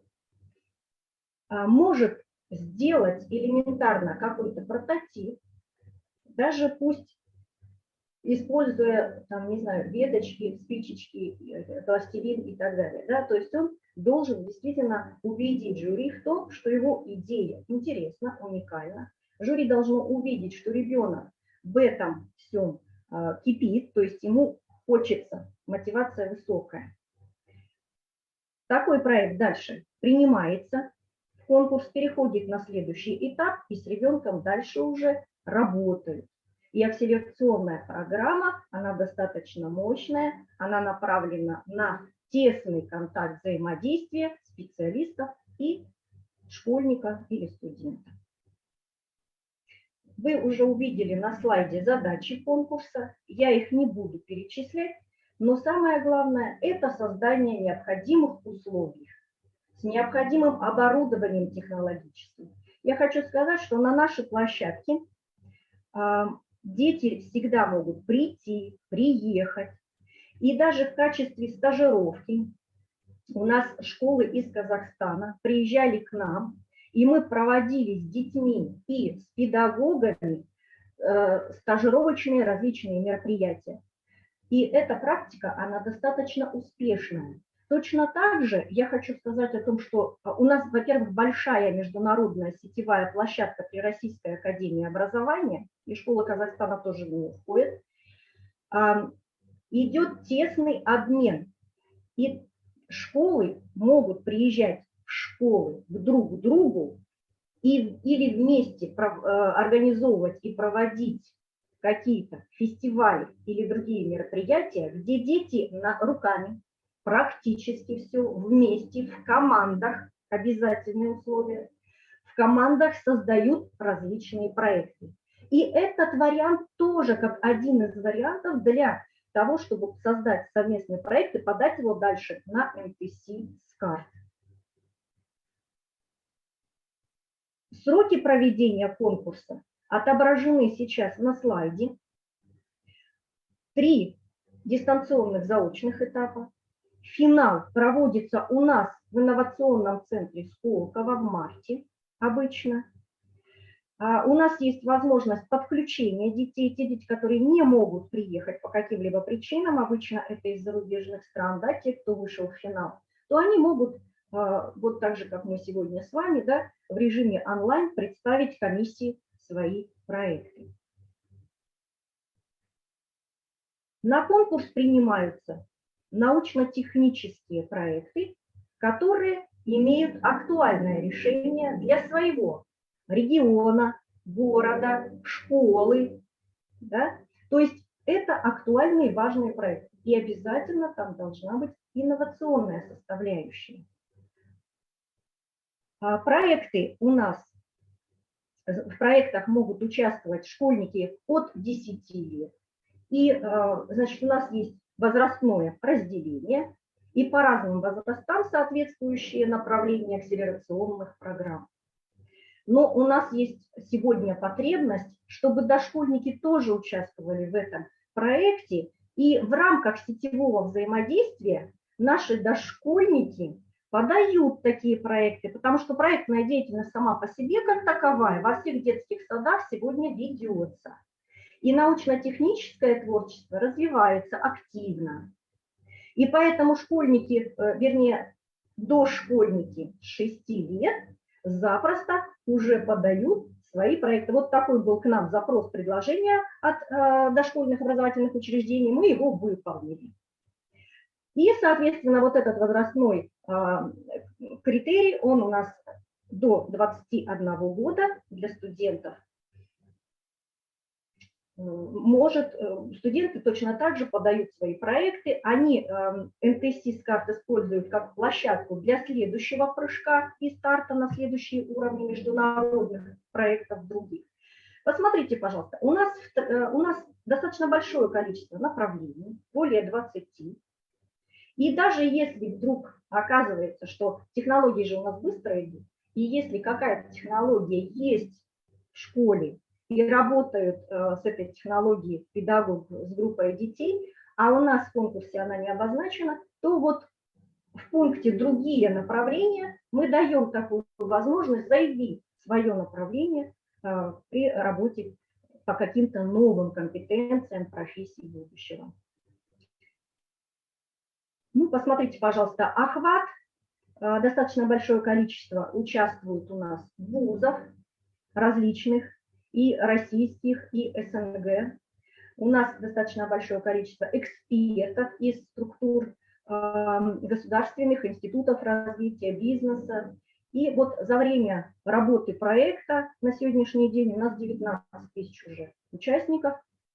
НТС СКАР действительно стал такой сетевой большой инновационной площадкой на базе Сколково, которая объединяет ребят. Они дальше могут встречаться по нашим программам на базах наших лагерей: Артек, Смена, Орленок, Алые паруса, это все федеральные лагеря, и там проходить акселерационные программы, повышать свой уровень знаний и навыков по каким-то компетенциям профессии будущего, ту сферу, которую они выбрали. У нас есть очень хороший вот такой взаимный обмен очный детей, значит, друг с другом в разные школы и объединение детей на разных площадках, в том числе, вот, допустим, при проведении программы на базе Артек. И ребята, которые, например, развивают очень хорошо направление космических технологий, да, вот наш центр Нальчик, они ведут занятия «Дети детям» и пробуют даже вместе создать какой-то новый проект. Или мы даем какую-то кейсовую задачу с оборудованием. Какая-то, например, платформа для создания робототехнического комплекса для запуска там на Марсе, к примеру. И ребята, уже объединяя свои знания, усилия, должны решить этот кейс, дать готовый какой-то проект, пусть даже недоработанный. Они могут доработать этот проект потом уже в рамках акселерации НТС СКАР с научными руководителями институтов развития образования, вузов, бизнес-структур. У нас есть менторская поддержка с теми ребятами, у которых идеи достаточно хорошие. И мы помогаем ребятам подавать заявки в фонд Бортника, фонд содействия развитию инноваций. Мы помогаем ребятам получить патенты. Вы видите наших партнеров основных на слайде сейчас. Те, которые ведут активное взаимодействие, ведут свои программы развития детей и формирования у них необходимых навыков.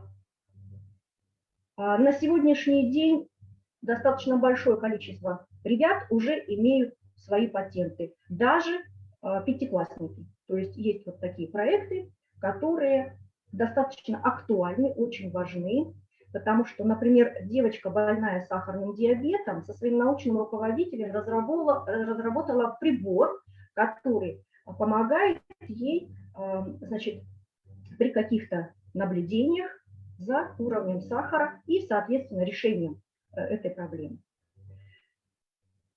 Вот кратко такая информация. Я на все вопросы готова ответить. Время выступления мое вышло. Я думаю, что я с удовольствием всегда могу в любом режиме связаться со всеми заинтересованными и дальше уже обсудить и варианты сотрудничества в целом с нами, да, и, значит, ответить на все вопросы по участию в конкурсе НТС СКАР. Рады всем, открыты к сотрудничеству. Спасибо за внимание. Сайт наш на слайде, вы сейчас видите почта, контакты. Пожалуйста, связывайтесь с нами, будем работать вместе. Благодарим вас, Татьяна Александровна. Я думаю, что ваша информация будет полезна для всех наших слушателей. И я думаю, что множество учащихся и учителей захотят поучаствовать в вашем замечательном конкурсе. Я думаю о дальнейшем сотрудничестве. Спасибо вам большое. Спасибо. Это говорит с вами руководитель Центра по работе с одаренными одаренными детьми. детьми. Поэтому рады будем сотрудничать. Рады сотрудничеству. Замечательно. Давайте будем сотрудничать. Спасибо. Көп рахмет. Келесі сөз мектептегі білім берудің жаңа технология мен заманауи тенденциялары бөлімінде Чалова Татьяна Ивановнаға сөз беріледі. Бастауыш сынып мұғалімі, Ставрополь өлкесі, Ресей. Тәрбие жұмысы жүйесіндегі инновациялық технологиялар тақырыбы бойынша мәліметін тыңдауға біз дайынбыз. You are welcome. Уважаемая Татьяна Ивановна, ждем вас.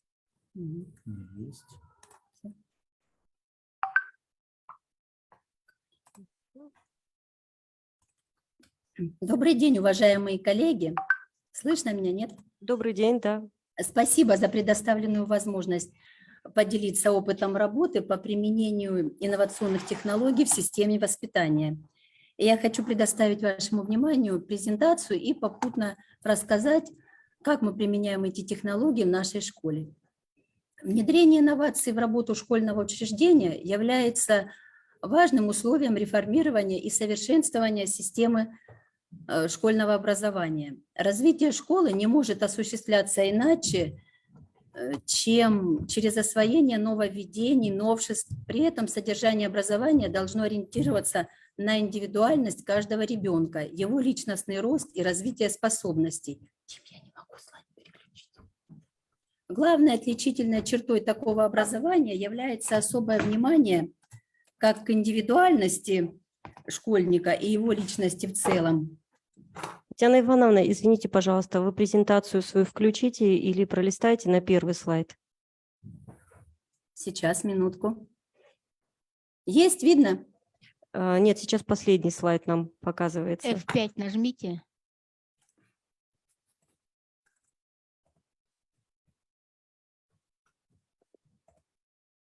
Да, спасибо большое. Так, все хорошо? Да, да.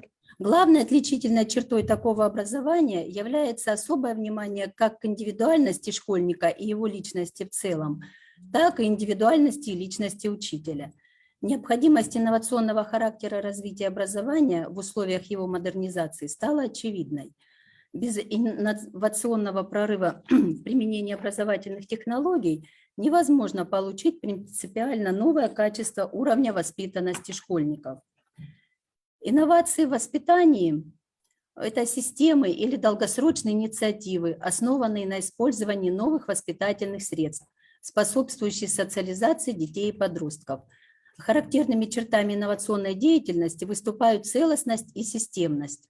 И актуальность использования инновационных технологий в воспитательной работе классного руководителя бесспорна, так как современный ребенок находится в сложной ситуации. В сети интернет и с экранов телевизоров следует огромный поток разной информации, в которой сложно сориентироваться не только ребенку, но и взрослому. В такой ситуации юный человек легко может подвергнуться негативному влиянию и совершить ряд ошибок. В этой ситуации ему могут помочь только родители и классный руководитель, заинтересованные в его дальнейшей судьбе. Основная цель... Татьяна Ивановна, извините, пожалуйста, ваша презентация не демонстрируется, может быть, нам самим ее включить?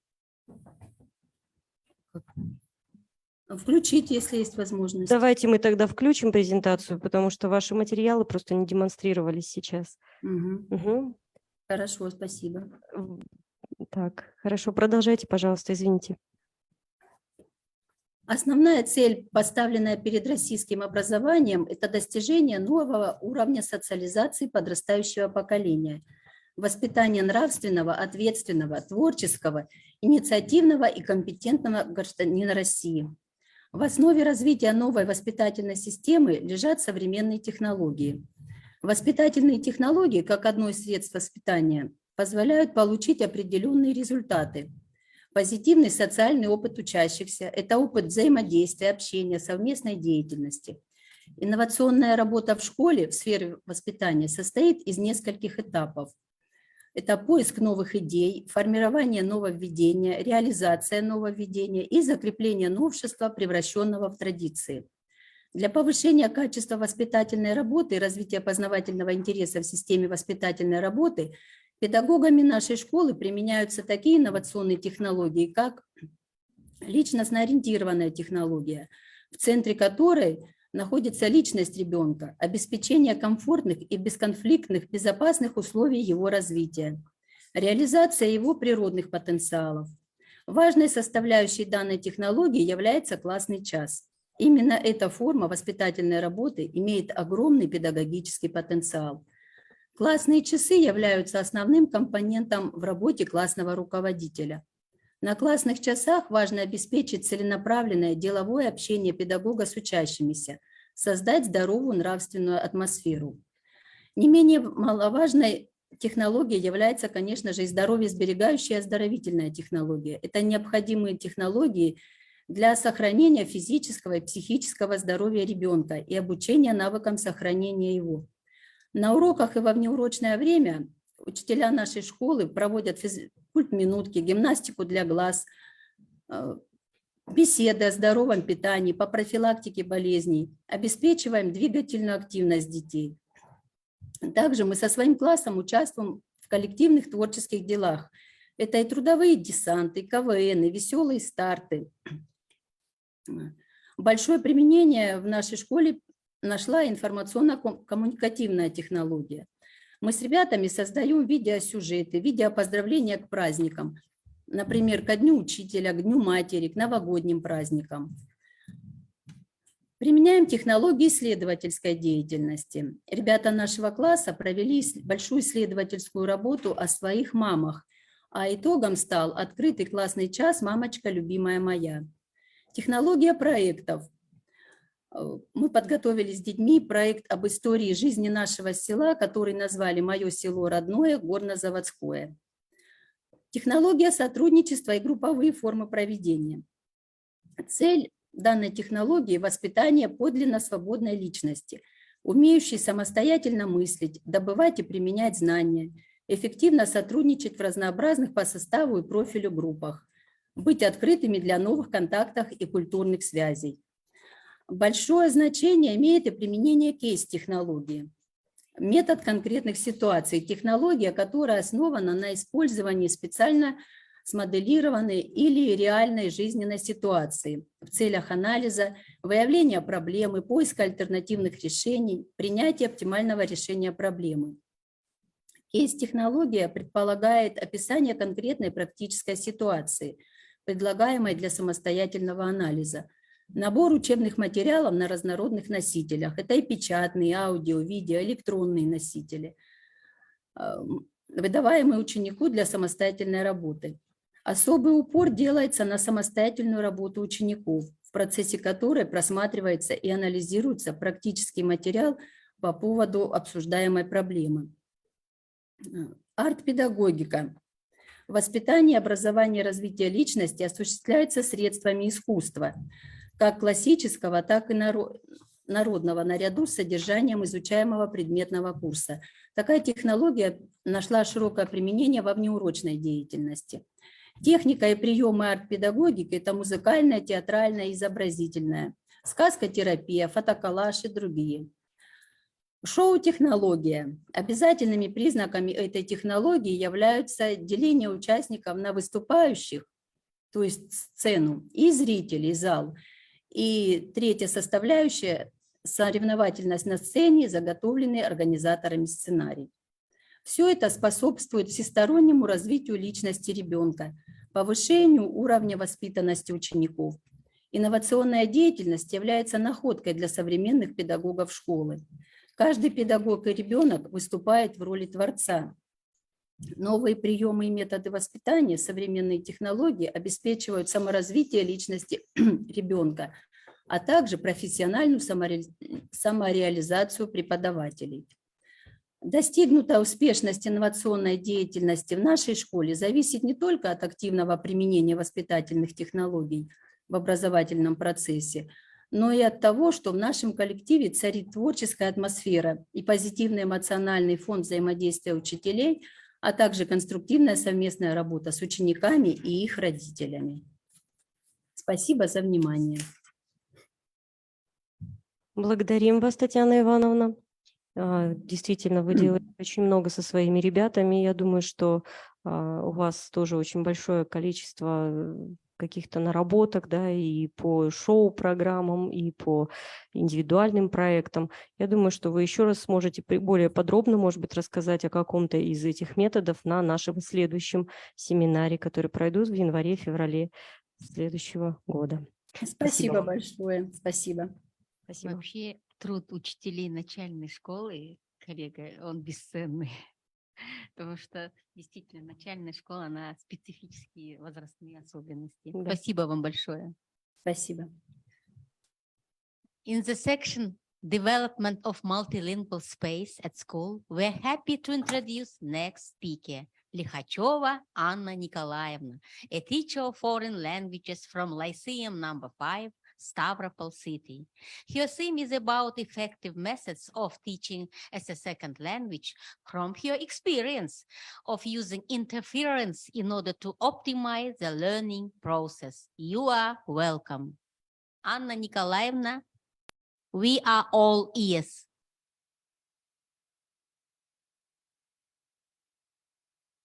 Вы сами будете листать слайды, Анна Николаевна?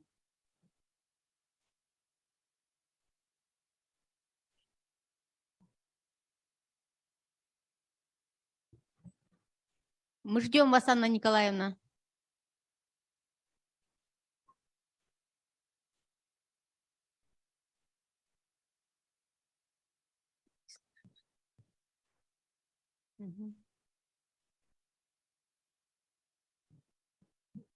Лихачева Анна Николаевна.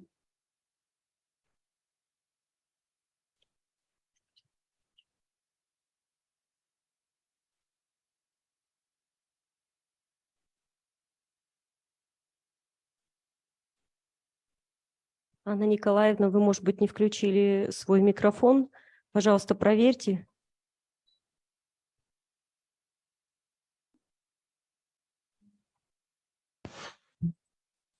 Здравствуйте, подскажите еще раз, слышно меня? Спасибо, да, теперь мы вас слышим. Здравствуйте еще раз, извините, пожалуйста, за технические неполадки. Уважаемые коллеги, меня зовут Анна Николаевна Лихачева, и я работаю учителем английского и немецкого языка в 5-м лицее города Ставрополя.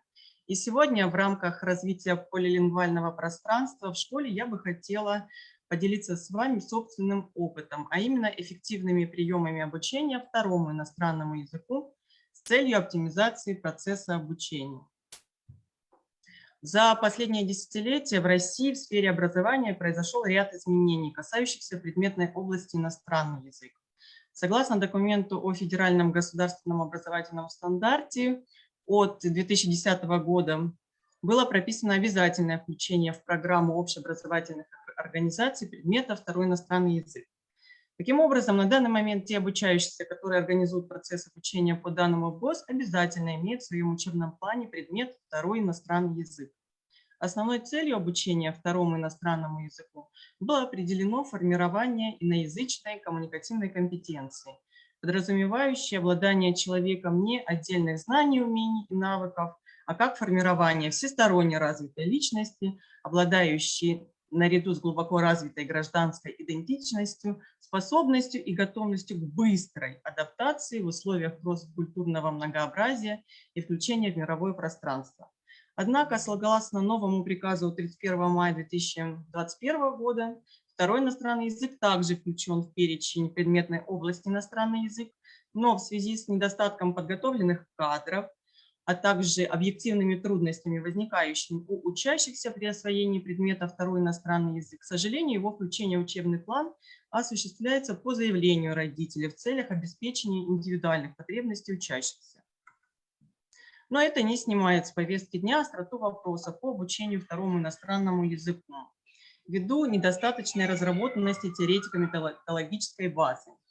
Предмет второй иностранный язык, как вы понимаете, создает принципиально новую ситуацию в обучении языкам, а именно родной первый иностранный язык и второй иностранный языки образуют уникальное лингвистическое явление, а именно трилингвизм, который представляет собой сложное лингвистическое явление, а именно сосуществование трех языков в речи и мыслительной сфере индивида, которые используют эти языки в разной степени и в различных коммуникативных ситуациях. а именно использование родного, в данном случае в России русского языка на уровне носителя, параллельное совершенствование владения первым иностранным языком. В данном случае чаще всего в России первый иностранный язык является английский, как я думаю и в Казахстане, и во многих других странах. И также овладение вторым иностранным языком, который может варьироваться в зависимости от наличия соответствующих кадров в общеобразовательном учреждении. Таким образом, родной язык является языком мышления, то есть доминантным, и преобладает над первым иностранным языком. А второй иностранный язык, как вы видите, испытывает влияние как со стороны родного, так и со стороны первого иностранного. С учетом этого при обучении второму иностранному языку возникают определенные особенности, конечно же, ряд проблем, а именно негативное влияние со стороны родного языка и первого иностранного, проявляющееся в интерференции, и положительное влияние как результат положительного переноса. Важно также понимать, что принципы обучения, которые актуальны при обучении первому иностранному языку, в данном случае должны быть значительно расширены, и, соответственно, методика иметь соответствующие особенности. Анализ имеющихся теоретико-методических источников, собственная научная исследовательская работа и опыт позволяют мне утверждать, что эффективность обучения второму иностранному языку возрастает значительно при использовании приемов по снижению интерференции и активации положительного переноса, именно как приема в обучении, а не как явления. При выборе приемов обучения второму иностранному языку следует, во-первых, обратить внимание на следующее. Принадлежность родного, первого иностранного и второго к языковым семьям. Если языки принадлежат к родственной семье или к одной семье, в данном случае появляется большая платформа для положительного переноса.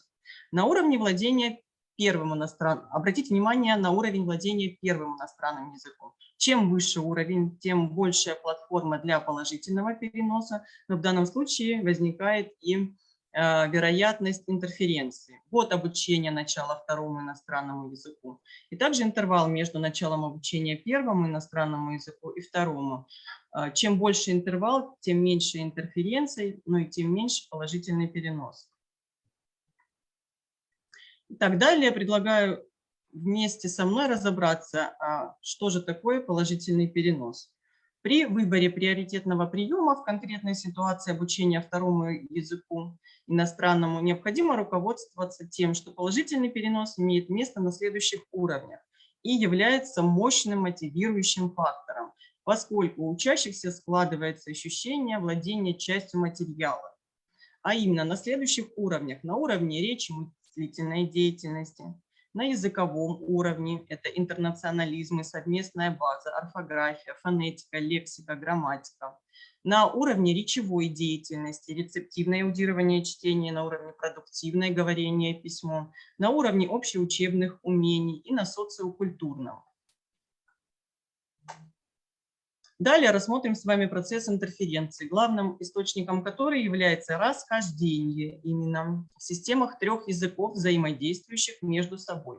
Успешность обучения второму языку иностранному напрямую будет зависеть от эффективной системы упражнений, формулировки данных упражнений, преодолевающих интерференцию и активизирующих положительный перенос. В качестве условий для успешного обучения отнесем владение педагогом английским языком как первым иностранным на достаточном уровне. Данное условие является, как вы понимаете, обязательным. Специальную подготовку также по отбору материала, потому что в зависимости от того, каким будет второй иностранный язык, подготовка будет разниться. Данная типология заданий была разработана мной в ходе научного исследования и основана на учете нейрофизиологической природы интерференции, а именно мной был рассмотрен феномен струп-интерференции и положительный перенос как умственная операция сравнения, операция по сличению. Далее я предлагаю вам подробнее рассмотреть ту систему упражнений, которая помогает активировать положительный перенос. Первый блок заданий, типология заданий, разработаны на основе совместной базы в контактирующих языках, а именно алфавит, фонологическая база, максимальное и осознанное ведение интернационализмов и слов, заимствованных из второго иностранного языка на начальном этапе обучения. Также сопоставление грамматических категорий и структур, повышение интереса, повышающих интерес к обучению и изучению второго иностранного языка. В данном случае в качестве первого иностранного языка, как я уже сказала, у нас в приоритете выступает английский язык, в качестве второго иностранного языка немецкий язык. Однако типология заданий данная может быть универсальной и использована с другими языками. Так, давайте перейдем более подробно к типологии именно упражнений. Назовите, например, английские эквиваленты следующим немецким словам. Например, der August, alle, die Person, der Text, der Park, Lind. Следующая типология упражнений. Как это будет по-немецки? Нам предложены предложения на первом. Знаете, как включить звук? Where do you come from? Немецкий вариант, который дают нам ученики. Woher kommst du? Запишите русский эквивалент словом на втором иностранном языке. В этот момент учитель читает текст на английском языке, первом иностранном, и заменяет некоторые слова русскими.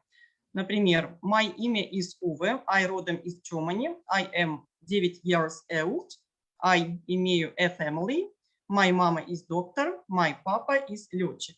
В данном случае вторая строка, вы видите, как ученики работают с данным упражнением, которое необходимо для того, чтобы тренировать скорость реакции по переключению с кода одного языка на код другого языка. В итоге у нас получается следующий результат. My name is Uwe, I come out Germany, I am 9 years old, I have a family, my mother is eine Doktorin, my father is ein Pilot. Следующая типология заданий основана на том, чтобы вспомнить из первого иностранного языка и записать соответствующие слова на втором иностранном языке. Например, Dynamo, name, museum, музеум, простите, museum, доктор, доктор, ball, ball, job, job.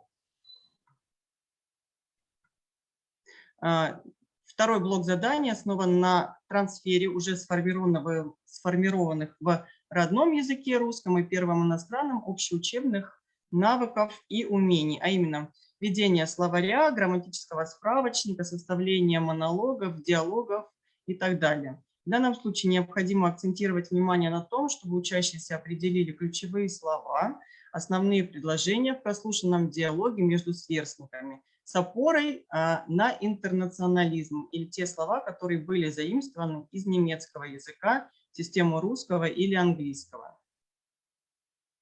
Задания также мотивирующие к осознанному правильному переносу традиций и реалий из русского языка, первого иностранного, английского, во второй иностранный язык. Например, подберите русским и английским формулировкам этикета соответствующие формулировки на немецком языке. Good morning. Guten Morgen, good afternoon, guten Tag, hello, hallo, добрый вечер, gute Nacht.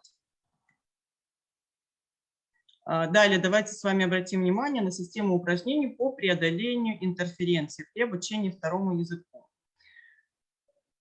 Она основана на феномене струп-интерференции, как я уже сказала, и суть данного процесса состоит в том, что при предъявлении струп-стимулов перед обучающимися одновременно ставились две задачи. Основная, например, не читать слова на немецком языке, и дополнительная, не путать со словами из английского языка. Даже если вторая задача по игнорированию английского языка не озвучена обучающимся как инструкция, то испытуемый, то есть учащийся, дает себе сам такую инструкцию, чтобы не прочитать слова на английском, не перепутать их с английским. Тем не менее, сознание руководит работой организма и отдает команды о выполнении поставленной задачи и проверке по выполнению совершать того, что мозг делает автоматически, естественно, в силу большей степени сформированности навыков на английском языке, первом иностранном, и близкой степени родства языков.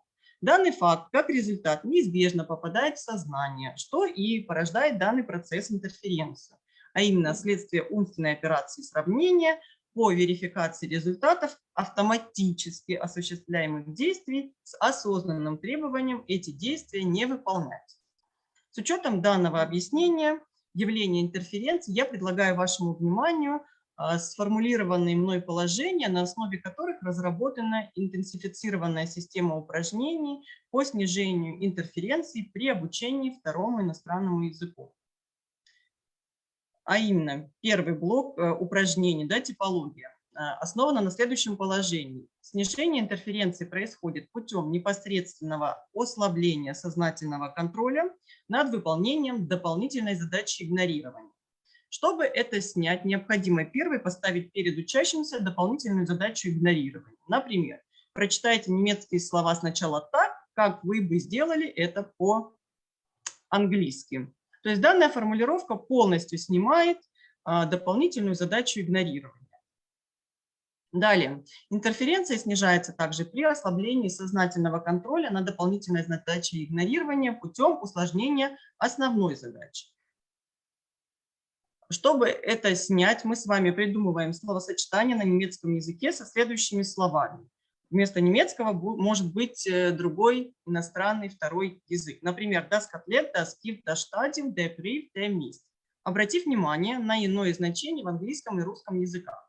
В данном случае формулировка «придумайте словосочетание», а не «переведите» усложняет выполнение основной задачи, тем самым ослабляя контроль над дополнительной задачей игнорирования. Тем самым мы снимаем с вами интерференцию дополнительной задачи игнорирования. Интерференция также возрастает при усилении сознательного контроля путем усложнения задачи игнорирования. То есть чем сложнее автоматически выполняемая задача игнорирования при той же основной, тем больше времени уходит у нашего организма и мозга на контроль над ее невыполнением. И как следствие увеличивается интерференция. Например, определите значение немецких слов, помня о другой семантике русских.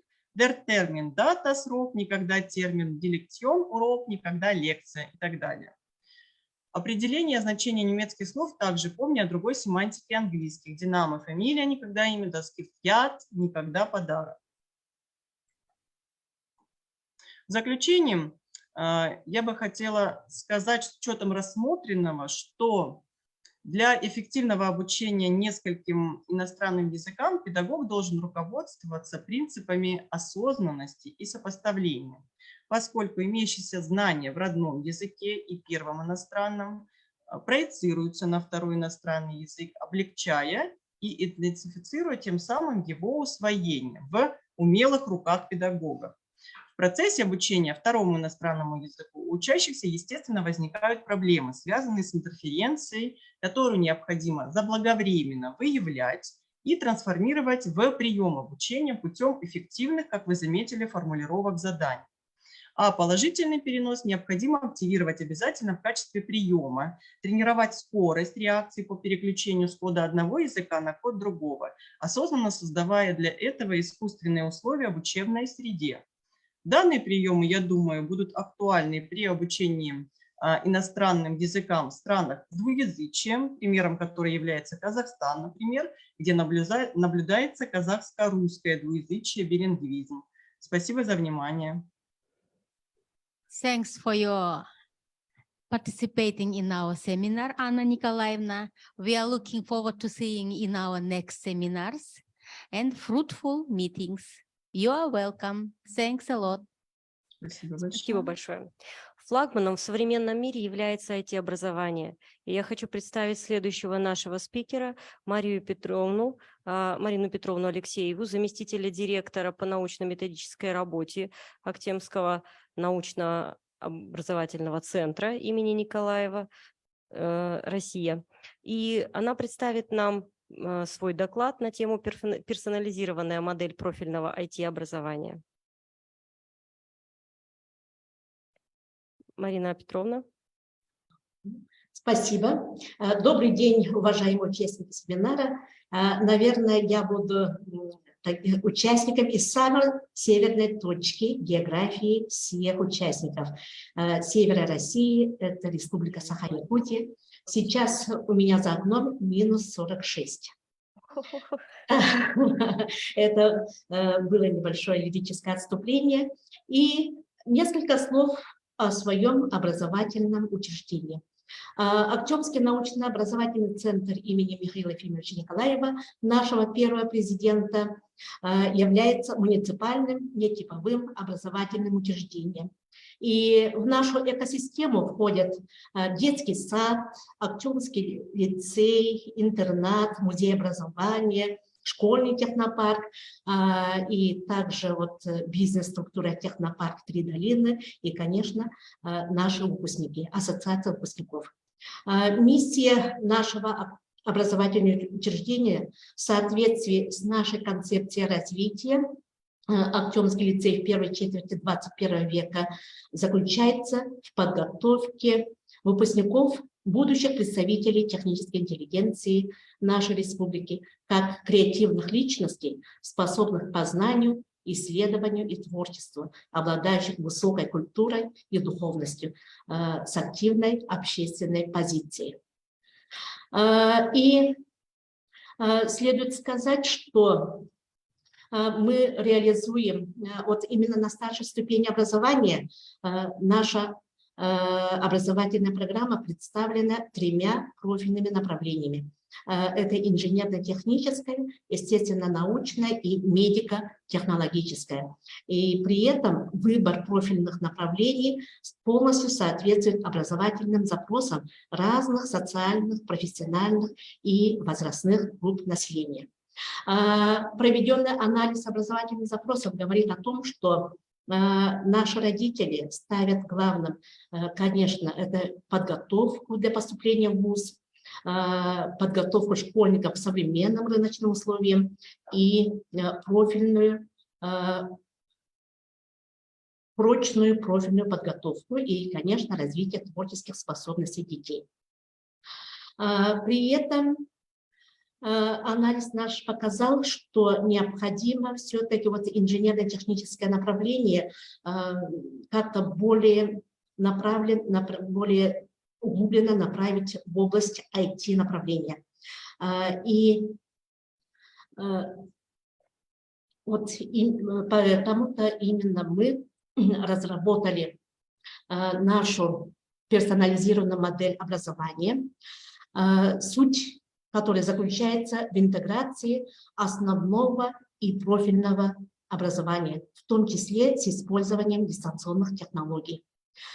При этом проектное обучение направлено на формирование междисциплинарных когнитивных навыков высокого уровня, которые вот сейчас имеют решающее значение для реализации личностного потенциала. Основными характеристиками персонализированной модели образования является общее видение будущего и осознание совместных целей в соответствии с трудами Макаренко и Выгодского. Это высокая степень самостоятельности и академическая свобода учащихся с ориентацией на результат, установка на личностный рост, партнерские отношения между учащимися и учителями и наличие образовательных и индустриальных партнеров. Методологическую основу нашего проекта составляют следующие подходы. Компетентностный подход, направленный на обретение обучающимся навыками будущего. Это интеллектуальные навыки, эмоциональное развитие и жизненная энергия. Ценностный подход, направленный на воспитание любви к своей родине и благодарной памяти родной школе, уважение к труду, понимание ценности знаний, бережное отношение к природе. Эти ценности заложены в символике нашего образовательного учреждения. Герб и флаг нашего Актемского НОЦ олицетворяет культ знаний, культ матери, культ природы и культ труда. Исследовательский подход направлен на формирование учащихся культуры проектной и исследовательской деятельности. Информационный подход предполагает активное использование цифровых технологий, дистанционных форм обучения. Деятельностный подход предполагает приоритет продуктивных видов деятельности, где учеба представляет собой сочетание процесса познания с созданием продукта творческой деятельности.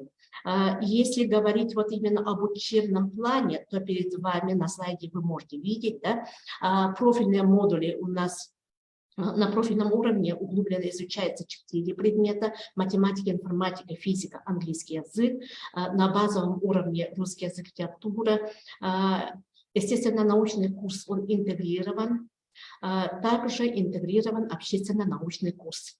А вариативная часть – это дети сами выбирают, да, образовательные треки. Следует отметить, что IT-направление, оно очень широкое, и поэтому здесь у нас в программе мы рассматриваем вот именно выбор образовательных треков. Это инженерное программирование, программирование мобильного приложения, проектирование игр, motion design. Более подробно остановимся вот именно на программах образовательных треков. Вот, допустим, инженерное программирование. Здесь дети наши изучают языки программирования, изучают модульный искусственный интеллект. Также есть модули робототехника и, конечно, вот именно сама операционная система. Человек-машина, интерфейс, межпроцессное взаимодействие, вот именно что собой представляет вот именно суть технической направленности. Вторым треком является вот именно разработка программного обеспечения и мобильных приложений. Здесь наши ученики изучают вот объектно-ориентированное программирование на Python и начинают разрабатывать мобильные приложения. Третье направление, третий образовательный трек – это компьютерные игры. Здесь именно углубляется в объектно-ориентированное программирование, изучает языки скриптов, осваивает технологии разработки игры. И, конечно же, отдельным модулем идет компьютерная графика. И здесь вот именно в рамках образовательных треков обязательно является проектная работа. При этом проектная работа состоит из 3 типов. Это исследовательский проект обязательный, да? Здесь могут быть исследовательские проекты по заказу наших индустриальных партнеров. Суть заключается вот именно в освоении необходимых компетенций для проведения исследований. Второй проект – это обязательно инженерное проектирование, инженерные проекты, и все это завершается дипломным проектом. И к концу обучения в школе наши ученики получают специальность. При этом проектные работы могут быть направлены на получение патента, будем работать над этим, и, конечно, вот именно готовые проекты дети начинают упаковывать и должны рассматривать вот именно как бизнес-продукт. Здесь что мы планировали при запуске проекта, да, вот, допустим, если мы планировали, когда разрабатывали проект, что наши учащиеся лицеисты будут принимать результативное участие в олимпиадах, конкурсах, конференциях, 20% от общего числа учащихся, то по факту получилось, что наши дети стали очень результативно принимать в различных олимпиадах, конкурсах, конференциях республиканского, всероссийского, международного уровня. Вот следует отметить, что как раз с Татьяной, под руководством Татьяны Александровны Ювентин мы работаем вот именно в сетевых площадках. И как раз наши дети, наши лицеисты в сентябре этого года ездили в Алматы, принимали участие в международной выставке МилСет. И им очень понравилось, потому что вот именно их ждали друзья вот по сетевой площадке. В Алмате нас очень хорошо встретил лицей Солт Лейк. Так, Также мы запланировали вот именно охват онлайн-курсами вузов-партнеров. Планировали 30%, но получилось очень хорошо, да, 100% охват. И некоторые модули у нас преподаются из Москвы, конкретно из МГТУ имени Баумана. Также модуль «Искусственный интеллект» у нас преподает преподаватель из университета Хайфа, Израиль. И вот много говорить не буду. Здесь на слайде вы видите достижения наших учащихся. И вот хочу показать вам видеоролик, где наши дети рассказывают свои проекты, разработанные, да, на английском языке. Потому что одним из профильных предметов наряду с техническими является и английский язык.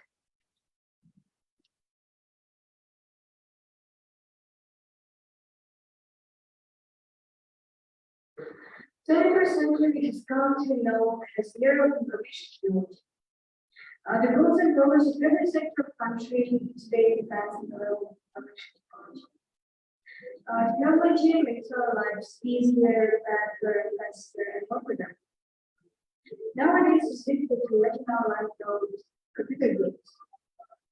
They develop memory, logical thinking, language, and computers. Our project is Sunset is a computer game which is a mix of adventure and puzzle structures into the program.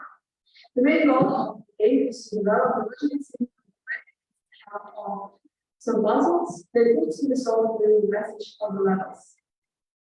To create a game, we use special applications like painting sites, characters, backgrounds, and items. Also, you need to help with the estimate and make our project, our project, no one project. During exactly a lot of works use it takes a lot of work over itself. This vacuum can build any room become over. It has an ultrasonic sensor for radiation in space. Moreover, it has electric function, which makes it efficient. Robots play important roles in the society with the aim of making the lives of people easier. Our project is a robot agile, a teacher assistant.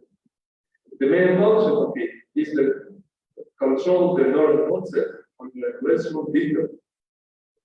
The robot can move to the classroom, solve information on the display screen, and use the technical easily to look around the class. We started integrating the artificial intelligence to identify student spaces and give this information to his database. As I see myself a game developer in the future, the project is a computer game on its own. This game consists of 4 chapters. Each group is only one world. The storyline is told remotely. We need to find out the essential pieces of the soul and combine them. It is worth noting the balance between action and multiplayer.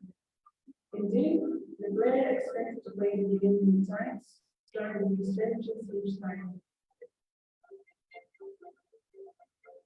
Creating a website with research. First of all, you need an idea and purpose. Our project is creating a site. Further implementation is complex and based on web development technologies, HTML, CSS, JavaScript. The site has a gallery of CDs.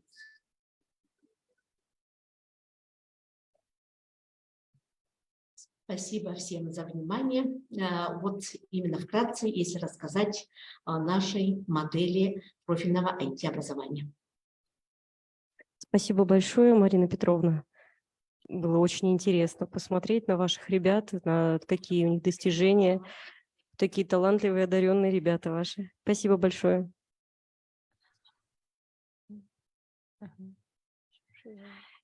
Шығармашылық дарынды балалармен жұмыс істеудің негізі ретінде Кенжалиева Гүлжанат Абытқызы Киелі Қызылорда қаласы номер 7-ші мектеп лицейдің қазақ тілі мен әдебиет пәні мұғалімі, педагог шебер, қазақ тілі мен әдебиетін заманауи оқыту лимерикс әдісі балалар қызығып орындайтын жұмыс туралы тәжірибесімен бөлісуге Гүлжанат Абатқызын қош келдіңіз дегіміз келеді. Гүлжанат Абатқызы, you are welcome. Қош келдіңіз.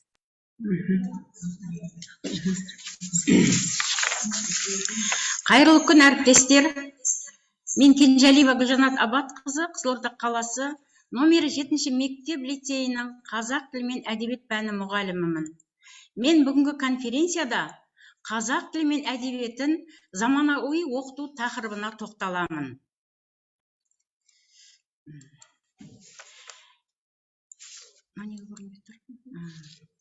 Әлемге түбегейлі өзгеріс әкеліп жатқан жаһандану заманында барлық білім алушылар үшін алған білімдері мен үйренген дағдыларын кез келген жағдайда қолданып, ресми ортада бәсекеге қабілетті болуы өте маңызды. Осы орайда 21-ші ғасырдың мектептері оқушыларды өзгелермен ынтымақтастықта өмір сүруге дайындай отырып, өзінің дербестігі мен ерекшелігін дамытуға көмектесуі керек. Сонда өскелең ұрпақ 21-ші ғасырда табысты болу үшін нені үйренуі керек?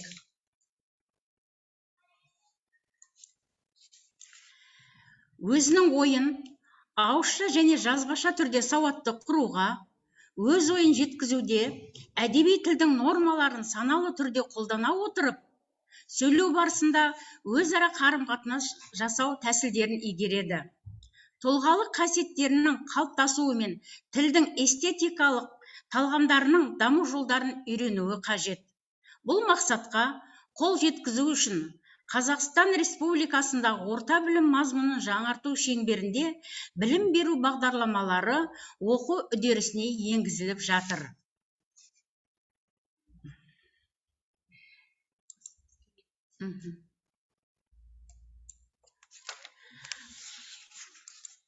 Балаға бағыт беру арқылы өз бетінше шешім қабылдауға дағдыландыру үшін әдістерді түсіндіріп отыру керек. Оқушылар тек тыңдап, көшіріп қана қоймай, белсенді әрекеттер атқару үшін тиімді оқу мен оқытудың сан алуан әдістерін меңгереді.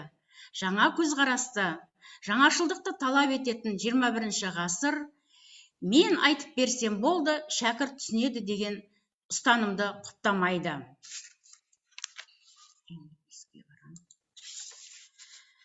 Білім берудің ерекшелігі, оқушылардың белсенділігі, мұғалімнің белсенділігімен тең келуінде.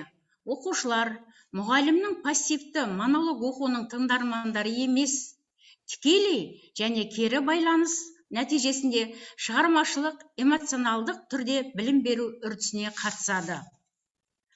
Осы орайда қазақ тілі мен әдебиет сабағында қолданылатын лимерик әдісі балалар қызығып орындайтын жұмыс.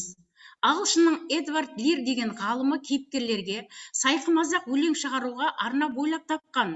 Бірақ біз сайқымазаққа емес, автор немесе кейіпкердің мінезі мен іс-әрекетіне байланысты 5 жолды өлең құрастырамыз.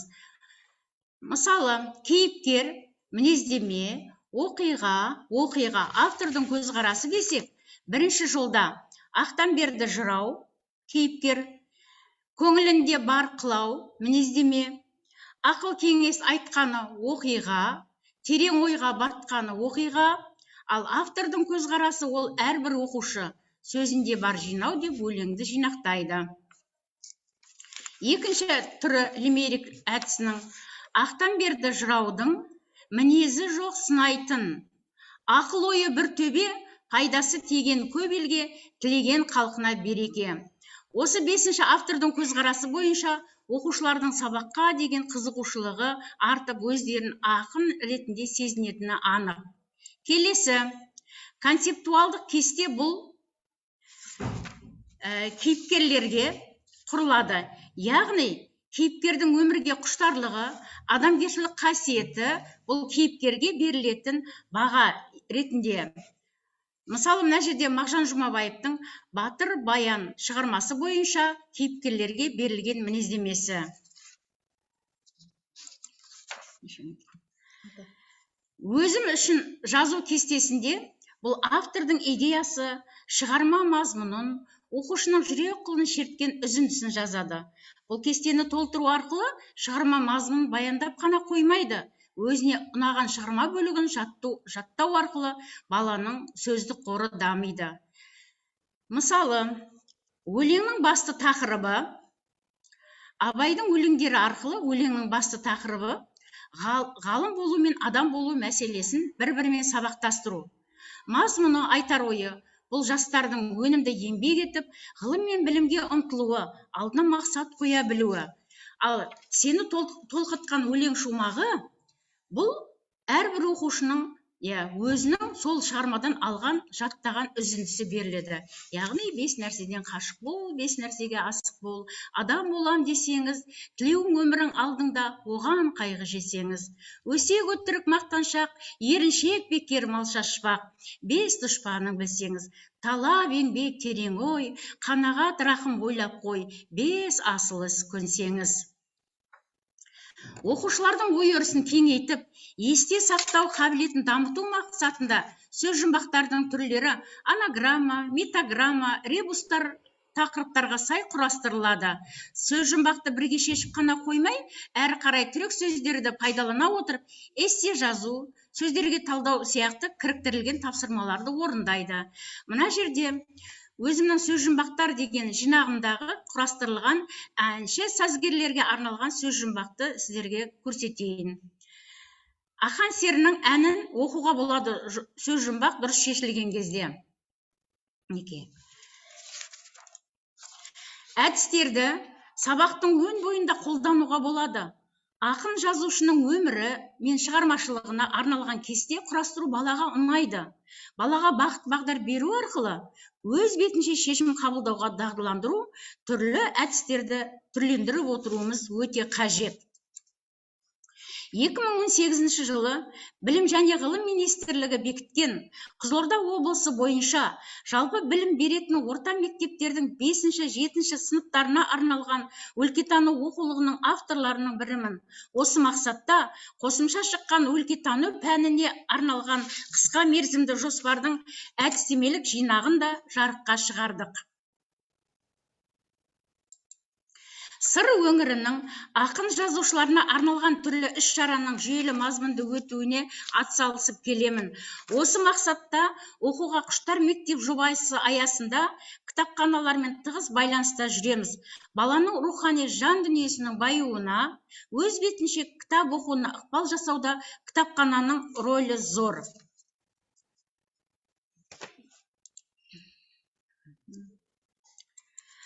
Қазіргі қоғамда белгілі бір жетістіктерге қол жеткізу үшін алған білімнің сапалы жүйелі болғаны дұрыс. Сондықтан білім беруші мұғалімге, білім алушы оқушыға да ізденіспен шығармашылықта жұмыс жасау талап етіледі. Мұғалімдер үнемі ізденіс үстінде болып, өз идеяларын оқытудың барысында жаңашылдықпен жетілдіріп отырғаны абзал. Назарларыңызға рахмет. Әріптестерге сәттілік тілеймін. Рахмет. Құрметті Гүлжанат Абатқызы, көп-көп рахмет. Сіздей ұстаздар болғанда біздің оқушыларға тамсанамын да, сіздің еңбегіңізге қызығамын да. Сіздің жұмысыңызға сәттілік тілеймін. Көп-көп рахмет. Тағы да ақпан айында болатын семинарларға тағы да кездесеміз деп үміттенемін. Спасибо большое. Ну и следующий наш спикер в секции «Инновационные технологии и современные тенденции воспитания в школе» с темой использования сервисов создания интерактивных заданий на уроках казахского языка выступит Карина Манасқызы Курмантай, учитель гимназии 105. Пожалуйста, вам слово. Қайырлы күн, құрметті әріптестер. Бүгінгі конференция өте жоғарғы дәрежеде өтуде. Алдыңғы тап біздің әріптестеріміздің көрсеткен тәжірибелеріне тәнтімін. Сіздерге көп рахмет. Барлықтарыңыздан өздеріме қажетті түсін іліп алып, жазып алып отырмын. Бізге таптырмас, ерекше, құнды тәжірибе болды деп есептеймін.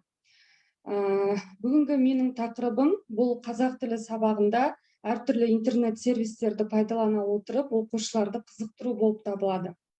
Жалпы виртуалды сынып, мобильді оқыту, электронды бағалау, жасанды интеллект деген терминдер бізге таңсық емес. Бұл 21 ғасырдың актуалды күнде еститін сөзі болып отыр. Неге десек, қазір 21 ғасыр цифрлық заман болып отыр. Цифрлық құралдарды ұйымдастыру және оларды пайдалана отырып оқушылардың қызығушылығын арттыру тақырыбын осы кейінгі уақыттарда мен өз жұмысымда ізденіп, әртүрлі интернет сервистерді оқушыларды қызықтыру жолдарын табу үстіндемін. Мінекей, жалпы интернет сервистері бар, әртүрлі әдіс тәсілдер бар, құралдар бар, оқулықтар бар, оқушыларды қызықтырудың, сабаққа тартудың, қазақ тілін әсіресе екінші тіл ретінде оқып жатқан орыс сыныптарында қазақ тілінің қызықты екенін көрсетудің жолдары әртүрлі. Жаңа Гүлжанат Кенжалиқызы көрсетіп кетті, бізге бір тұсын, маған өте сабағыңыз ұнады. Ал мен мынадай 3 интернет сервисін көрсеткім келіп отыр. Жалпы Joyteka, Learning Apps, WordWall, Classroom Screen'нен басқа FreePT деген сияқты интернет сервистер өте көп. Айта берсек, олардың саны өте көп, бірақ мен өз сабағымда жиі қолданатын осы 3 сервисті көрсеткім келеді. Соның біріншісі Learning App деген сервис. Learning App сервисін жалпы біздің Ресейден қосылып отырған әріптестер білетін болар. Бұл тек қана қазақ тілі емес, әртүрлі пәндер бойынша интерактивті оқу әдістемелік базасы мол, қосымшалар жасауға мүмкіндік беретін таптырмас сервис болып табылады. Ендеше солардың бірін көрсетейін. Мінекей, мынау менің парақшам, мои упражнения деп тұр. Осы жерге мен өзім қалаған пән бойынша, яғни қазақ тілі бойынша өзім қалаған тапсырманы, оқулықта қарапайым сөз ретінде берілген тапсырманы мен интерактивті түрде бере аламын. Мысалы, мына жаз және күз айлары деген тақырып бар 3-ші сыныпта. Мен сондағы мінекей жаз және күз айларын жаттауды мынадай тапсырма ретінде бердім. Окейді басамыз. Мысалы, қараша қай айға келеді, қай жыл мезгіліне келеді, күз бе әлде жаз ба деген. Күзді таңдаймыз, яғни балалар интерактивті тақта арқылы өздерінің қаламдары бар, сонымен шығып, олай бөліп, дұрысын бұрысын көрсетеді, яғни бұл оқушыларды қызықтырады. Қарапайым күнделікті кітапты оқып, дәптерге жазудан бөлек, оқушыларды қызықтыру мақсатында осындай тапсырмаларды бергенді ұнатамын. Және осы қыркүйектен бері бақылап келе жатырмын. Интернет сервисінде жасалған тапсырмалар оқушыларды әлдеқайда қызықтырып, бір шетінен тапсырма орындалатын болса, екінші шетінен сергіту сәті ретінде өтеді. Мінекей, мои упражнениеге басамыз. Мұнда бірнеше тапсырмаларым бар. Мынау скачки деп аталады, яғни қазақша мен бәйге деп берем. Мінекей, көріп тұрғандарыңыздай, бәйгеге, қазақша бәйге ойынына ұқсайды. Сұрақтар жауап беру арқылы мінекей, қазір бір минут. Мінекей, уақытты сөзбен жаз дейді. 12:35 деген уақытты сөзбен жазуды дұрыс көрсету керек. Дұрыс көрсеткен сайын, мына бәйге, мінекей, қазір көреміз. Бәйгешілер мінекей мәреге қарай жылжиды. Осылай мен 3-ші сынып оқушыларын өз пәніме қызықтырып келе жатырмын. Келесі, мінекей, Learning Apps'та жалпы бұл сервистің қызметтері өте, мүмкіндіктері өте көп. Мінекей, слайдтан оқысаңыздар болады, орыс тілінде жаздым. Жалпы мұнда жасаған барлық тапсырмалар мои упражнения деп бір жерде бекітіліп тұрады, яғни әрқайсысын іздеп әуре болмайсыз. Өзіңізге түсінікті папкада, яғни атау беріп жинастырсаңыз болады. Және бұны бір жақсысы кез келген уақытта интернетке мүмкіндігі бар компьютер арқылы қоса бересіз. Сонымен қатар, мұнда бұл Learning Apps'та басқа қазақ тілінен басқа орыс тілі, дүниетану, музыка, ағылшын тілі, осындай барлық пәндер бойынша дайын басқа мұғалімдер, әлемнің басқа мұғалімдері әзірлеген тапсырмалар бар. Яғни сіздің сабағыңызға, дәл сол пәніңізге келіп тұрса, сол тапсырманы алсаңыз болады. Яғни дайын, өзіңіздің жасауыңызды қажет етпейді. Сонымен қатар, бұл тапсырмалар, бұл интернет сервистерді қашықтан оқыған кезде пайдалануға болады. Яғни сіз бұл тапсырмалардың сілтемесін WhatsApp-қа, яғни кез келген хабарлама ретінде жіберсеңіз болады, ал оқушылар өздері сол сілтеме арқылы кіріп, сіз жасаған тапсырмаларды орындайды. Және өзінің аты жөнін жазса болды, ары қарай сіз олардың көрсеткіштерін көре аласыздар. Мінекей, бұл Learning Apps-тың тағы да бір жағымды жақтары, бұл толығымен тегін, я бесплатный. Жылдам интерактивті тапсырма орындау мүмкіндігін аласыз. Тапсырманы жылдам өзі бұл сервис тексеріп береді. Және жаңа айтып кеткенімдей, бұл тапсырма интернет сервис тоқтап қалған жоқ. Әр уақыт, бір ай сайын, 2 ай сайын жаңа функциялар, жаңа ойын түрлері қосылуда. Келесі интернет сервисімен қолданатын интернет сервистің түрі Classroom Screen деп аталады. Мінекей Classroom Screenді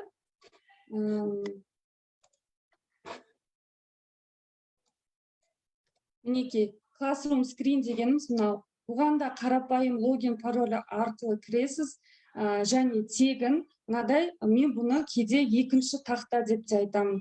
Мынадай тақталар шығады, мысалы, мінекей. Мұның артықшылығы неде? Мұнда кез келген тапсырманың QR кодын жасауыңызға болады.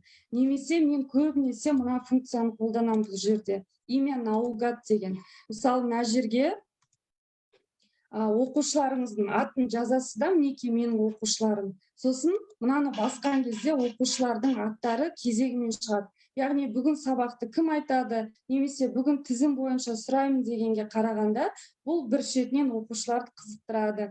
Енді кімнің есімі шығады екен деп оқушылар уайымдап, сабаққа дайындалып, қызығып отырады. Сосын мына жерде шумометр деп айтам, мен уровень звука деген қосымша бар, мінекей. Бұны қосқан кезде үлкен тақтаға сор кезінде, соч кезінде қосып қойсаңыздар, яғни бақылау кезінде, мынау сөйлеген сайын мына көрсеткіш жылжып тұрады. Яғни қатты оқушылар шулап кетсе, бұл сигнал береді. Яғни оқушылар бұған да қызығады, яғни сигнал болмасын деп барлығы тыныш отырады. Сосын мына жерде уақыт бар. Мысалы, біз тапсырманы уақытта береміз ғой, балалар қазір 5 минутта жаттаймыз, 5 минутта орындаймыз деп. Сол кезде балалар мына жерде уақытты көріп отырады. Әртүрлі өзіңіз қалаған суреттер қойсаңыз болады. Және сабақтың соңында, мысалы, опрос деген бар. Бүгінгі сабақ сіздерге ұнады ма? Я, жоқ деген мынадай сауалнама жасауға болады. Жалпы бұдан да бөлек, мінекей, бұл тақтаның мүмкіндіктері өте көп. Календар, күнтізбе бар, сабақтың кодын жасауға болады. Және біз сабақты топқа бөліп өтеміз. Қазақ тілі әдебиеті болғандықтан уақытты үнемдеу үшін топқа бөлеміз. Сол кезде мынадай создатель группы деген бар. Бірінші, әр топқа оқушыларыңыздың атын жазасыз да, grade groups деген кезде ол топқа бөліп шығады. Мысалы, мынау менің 3-ші сыныптағы оқушыларым. Тақтаға мынау шығады, айта қоямыз, мінекей 1-ші топ, 2-ші топ, 3-ші топ, 4-ші топ. Әркім өзінің есімін оқысында, өз тобына отырсын деп айта аламыз. Бұл да бір шетінен сіздің уақытыңызды үнемдейді, және оқушыларды қызықтырады. Келесі, мінекей, бұл орыс тілінде сіздерге түсінікті болу үшін жазғаным. Тіл, мұнда бірнеше тіл бар. Қазақ тілінде өкінішке орай әзірге жоқ, бірақ бір жақсы әйтеуір қазақ тіліндегі жазбамызды оқиды. Кейбір сайттарды ағылшынша, орысша түсініп, кіріп, тіркеліп жұмыс істегенмен қазақша әріптерді оқымайды. Ал бұл сайтта барлығы жақсы жұмыс істейді. Мінекей, уақыт, жаңа айтқан, жаңағы опрос, сауалнама. Келесі мен ұсынатын интернет сервис бұл WordWall деп аталады. WordWall өте жақсы, интернет сервистердің бірі. Бұған да тек логин пароліңізбен тіркеле аласыз. Және мұндағы бір кем жері, яғни қиын жағы, бұл ақылы, яғни төлеу керек. Доллармен есептеп біздің теңгемізге шаққанда айына 30.000 теңгедей шығады. Егер 30.000 теңгедей төлесек, көптеген ойындар мына сайтта көптеген функцияларға мүмкіндік аласыз. Әр түрлі ойындар жасауға болады. Соның жалпы интернет сервистердің барлығында ойын жасауға болады. Бірақ дәл осы Wordwall'дағыдай ұшақ ойыны, мінекей ұшақ ойынын көрсетейін. Көртышқандар ойыны, викториналар, сөз жұмбақтар, шоулар, сөздерді ретімен орналастыр деген сияқты қызықты ойындар бар. Мысалы, 3-ші сынып менің күн тәртібім деген ойыны. Мен бұл ойынды сабақты бекіту кезеңінде пайдаланамын. Бастап көрсетейік. Мінекей ұшақ шықты. Бір бастаймыз. Мінекей бұлтта сөздер, сұрақтар шықты. Яғни ұшақ дұрыс жауапқа қарай, дұрыс бұлтқа қарай бару керек. Егер дұрыс емес болса, онда ұшақ егер ұшақ дұрыс емес бұлтқа барып қонатын болса, онда сіз ойыннан шығасыз. Осындай тапсырмалар бар. Келесі қазір 1 минут. 5-ші сыныпқа көшпенділер деген ойын көрсетемін, және есімдіктер жасадым. Бір айта кететіні, жаңа айттым ғой, бұл ақылы деп. Тегін 5 ойын жасауға болады. 5 ойын, 5 тапсырма жасауға болады тегін. Ал одан кейінгісі 6-шы, 7-ші ары қарай, онда сізден ақша талап етеді. Жаңағы ақшасы 30.000 теңге. Мен әзірге осы 5-ін жасап көрдім. Бірақ ақылы түрін алып, әрі қарай осы функцияны қолдану ойымда бар, себебі маған да, оқушыларға да өте ұнайды. Балалар, Карина Манасқызы, осы сабақта ойнаймыз ба деп шулап, ойнау үшін біз жаттап келдік деп бекіту кезеңінде сондай белсенді қатысады. Сондықтан Wordwall платформасының сервисін барлықтарыңызға ұсынар едім. Ешқандай қиыншылық жоқ, кіріп тіркелгеннен кейін барлығы өздеріңізге түсінікті болады. Жақсы.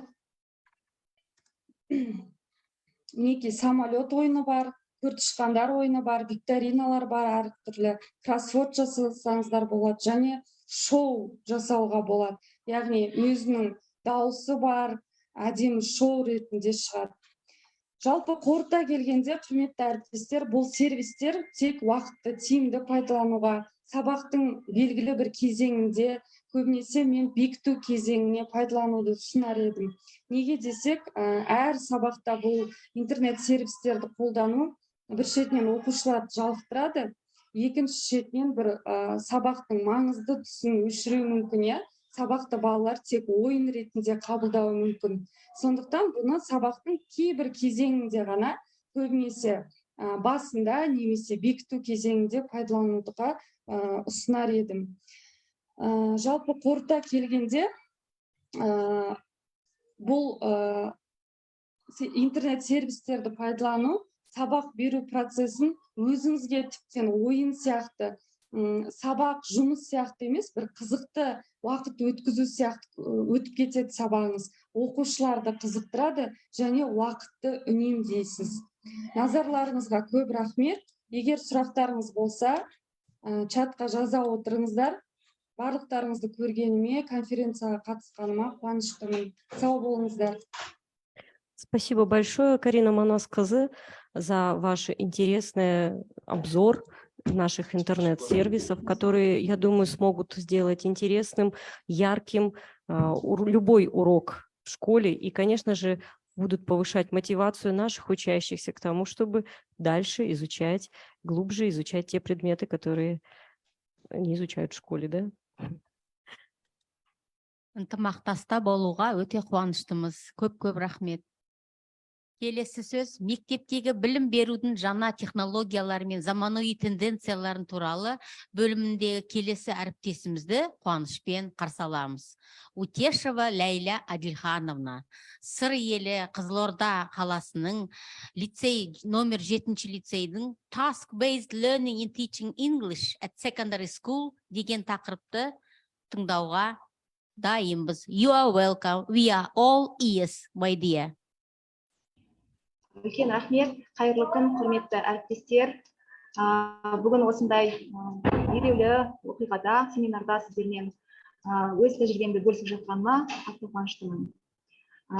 Dear colleagues, I'm very glad to meet you here at international seminar. So my report theme is task-based learning in teaching English at a secondary school. Тақырыбым орта мектептерде тапсырма негізінде оқыту деп аталады. So, менің толық аты жөнім Утешева Ләйля Адилханқызы, Қызылорда қаласы 7-ші мектеп лицейінің ағылшын тілі пәні мұғалімімін. Менің жалпы жұмысымның бөлім мазмұны, it consists of introduction, two main parts, and as a conclusion. The first main part is named as theoretical basis of task-based learning system in education. It is also consists of 2 subtitles, and as the second part is named as task-based learning strategies in teaching English at a secondary school. Also, it is also consists of 2 subtitles. Firstly, I want to say when using a task-based learning, teachers ask students to complete tasks that resemble real situations. This approach focuses especially on students who are used to a traditional class, such as analyzing, using, and memorizing several irregular verbs. In task-based learning, a lesson or block is designed to help students complete a task. For example, write a letter, make an order, plan a trip, do something together, or hold a meeting. I try to collaborate my speech in 2 languages, of course, English and in Kazakh.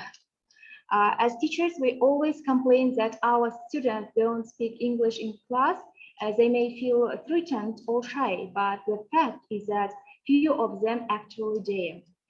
Task-based learning helps learners have meaningful language learning experiences and give them context and motivation.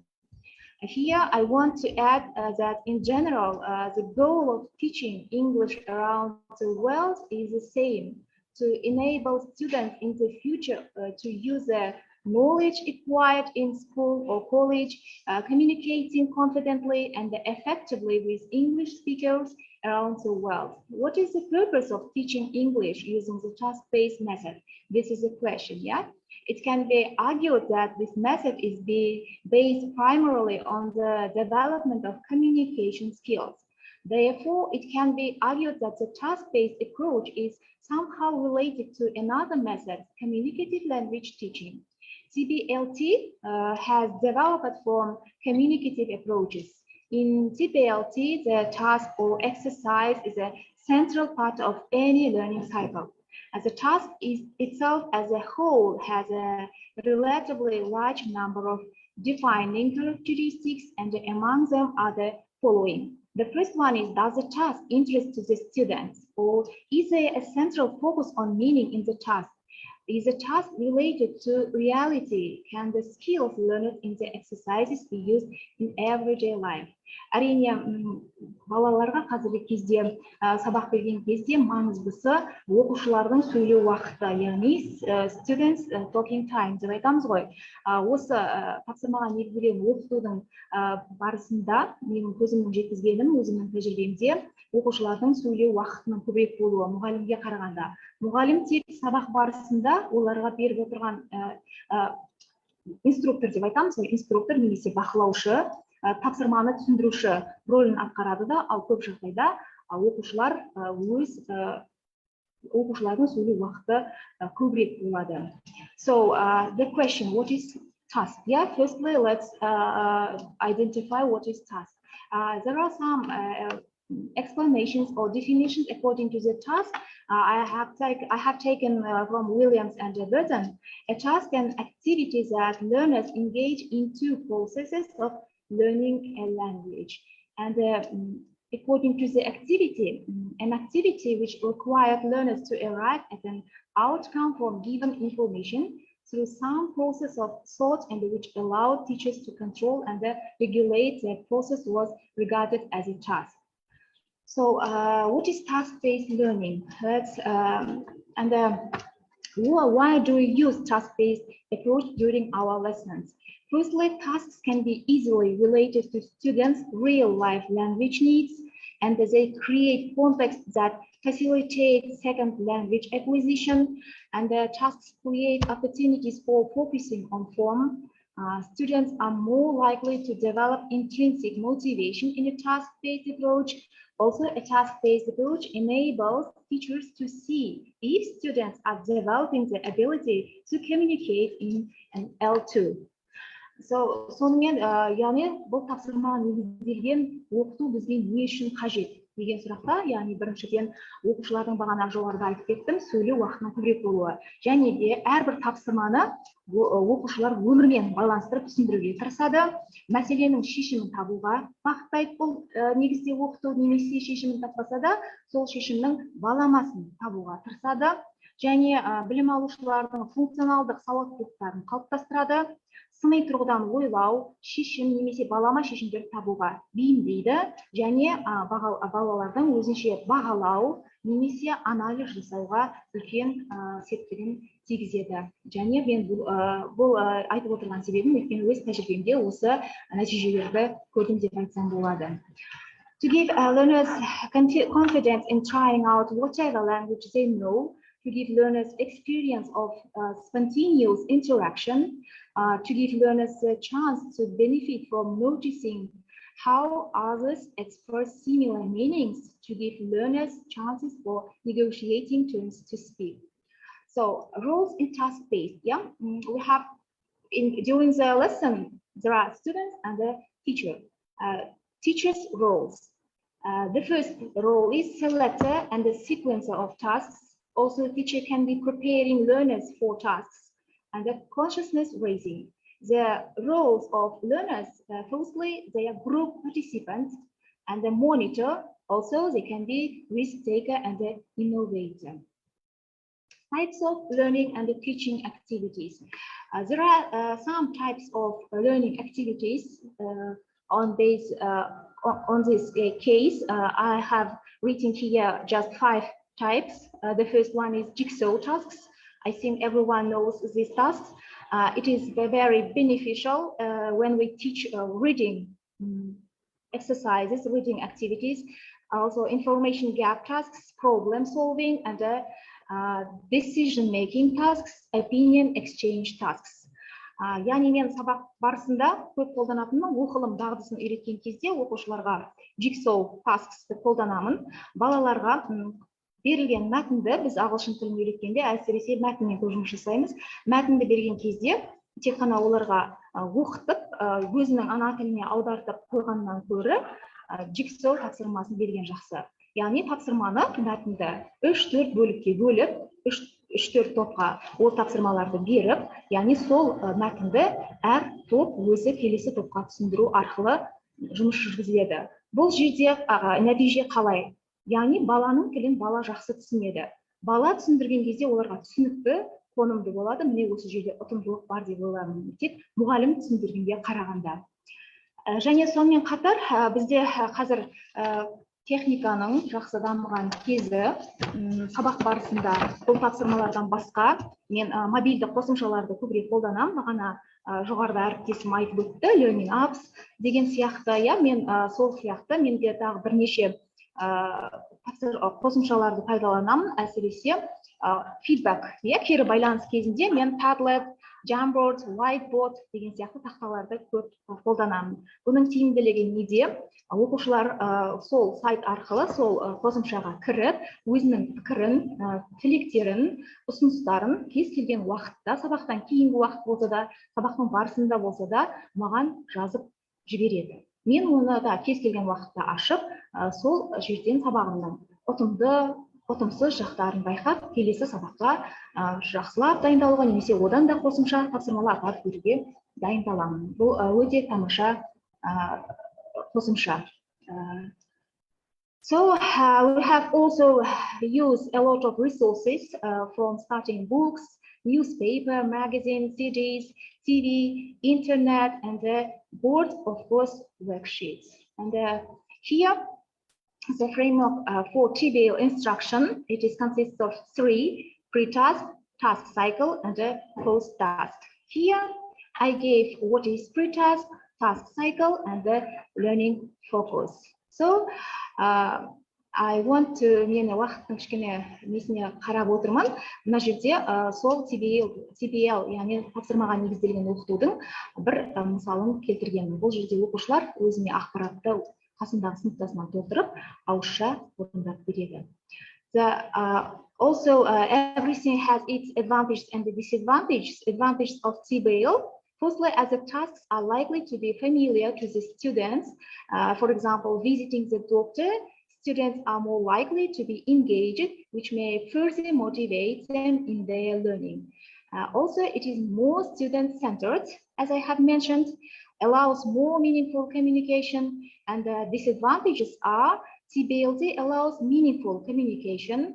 Students will be expressed to a whole range of lexical phrases, collocations, and patterns, as well as language forms. Encourage students to be more ambitious in the language they use. So here I made some surveys among the English teachers at my school, and 46% of them use TBLT. In conclusion, it may help to encourage students to use the target language actively and meaningfully, but still many aspects of TBL have to be justified, such as task type, task sequences, and the evaluation of task performances. Thank you for your attention. Назарларыңызға рахмет. We are grateful to you for your participating in our seminar and sharing your experience, and we are looking forward to seeing you in our next seminar. And you are not so only creative person, you are fruitful and hardworking person, as we have noticed. Thanks a lot. Thank you very much. Құрметті әріптестер, біздің танымдық семинарлардың соңында сіздердің қатысқандарыңыз үшін шексіз алғысымызды білдіріп, бүгінгі өткен формат дәстүрлі нәтижелі кездесулер тағы жалғасуда деп айтқымыз келеді. Сондықтан осы семинар бойынша өз пікірлеріңізді біздің әлеуметтік желілерде жазып өткеніңіздерсің нұр үстіне нұр болатын еді. Енді келесі семинарда тағы кездескенше күн жақсы деп айтқымыз келеді. Үйлеріңізде аманшылық, жұмыстарыңызға табыстық, жүректеріңізде үндестік, отбасыларыңа мейірімділік деп жақсы көріскенше күн жақсы дегіміз келеді. Уважаемые коллеги, до новых встреч, и будьте добры, напишите свои отзывы. Можете на 3 языках, более чем на 3 языках, можете на 5 языках свои отзывы, мнения об уровне семинара, какая презентация больше понравилась, какая работа, какое выступление, что вы подчеркнули для себя полезного. И оцените, пожалуйста, работу модераторов Юлии Вячеславовны и Шамши Кавлановны. До новых встреч. До новых встреч. Мы будем рады, если вы напишите нам ваши пожелания, на какие темы вы хотели бы еще предоставить свои выступления, какие-то темы, может быть, обсудить. И мы благодарим вас за ваши выступления, интересный обмен опытом. До новых позитивных встреч на ниве познания, обмена опытом, сотрудничества с нашими детьми, сотрудничества с нашими родителями, педагогами и, конечно же, содружество между нашими странами. Спасибо всем большое. До новых встреч. Bye-bye.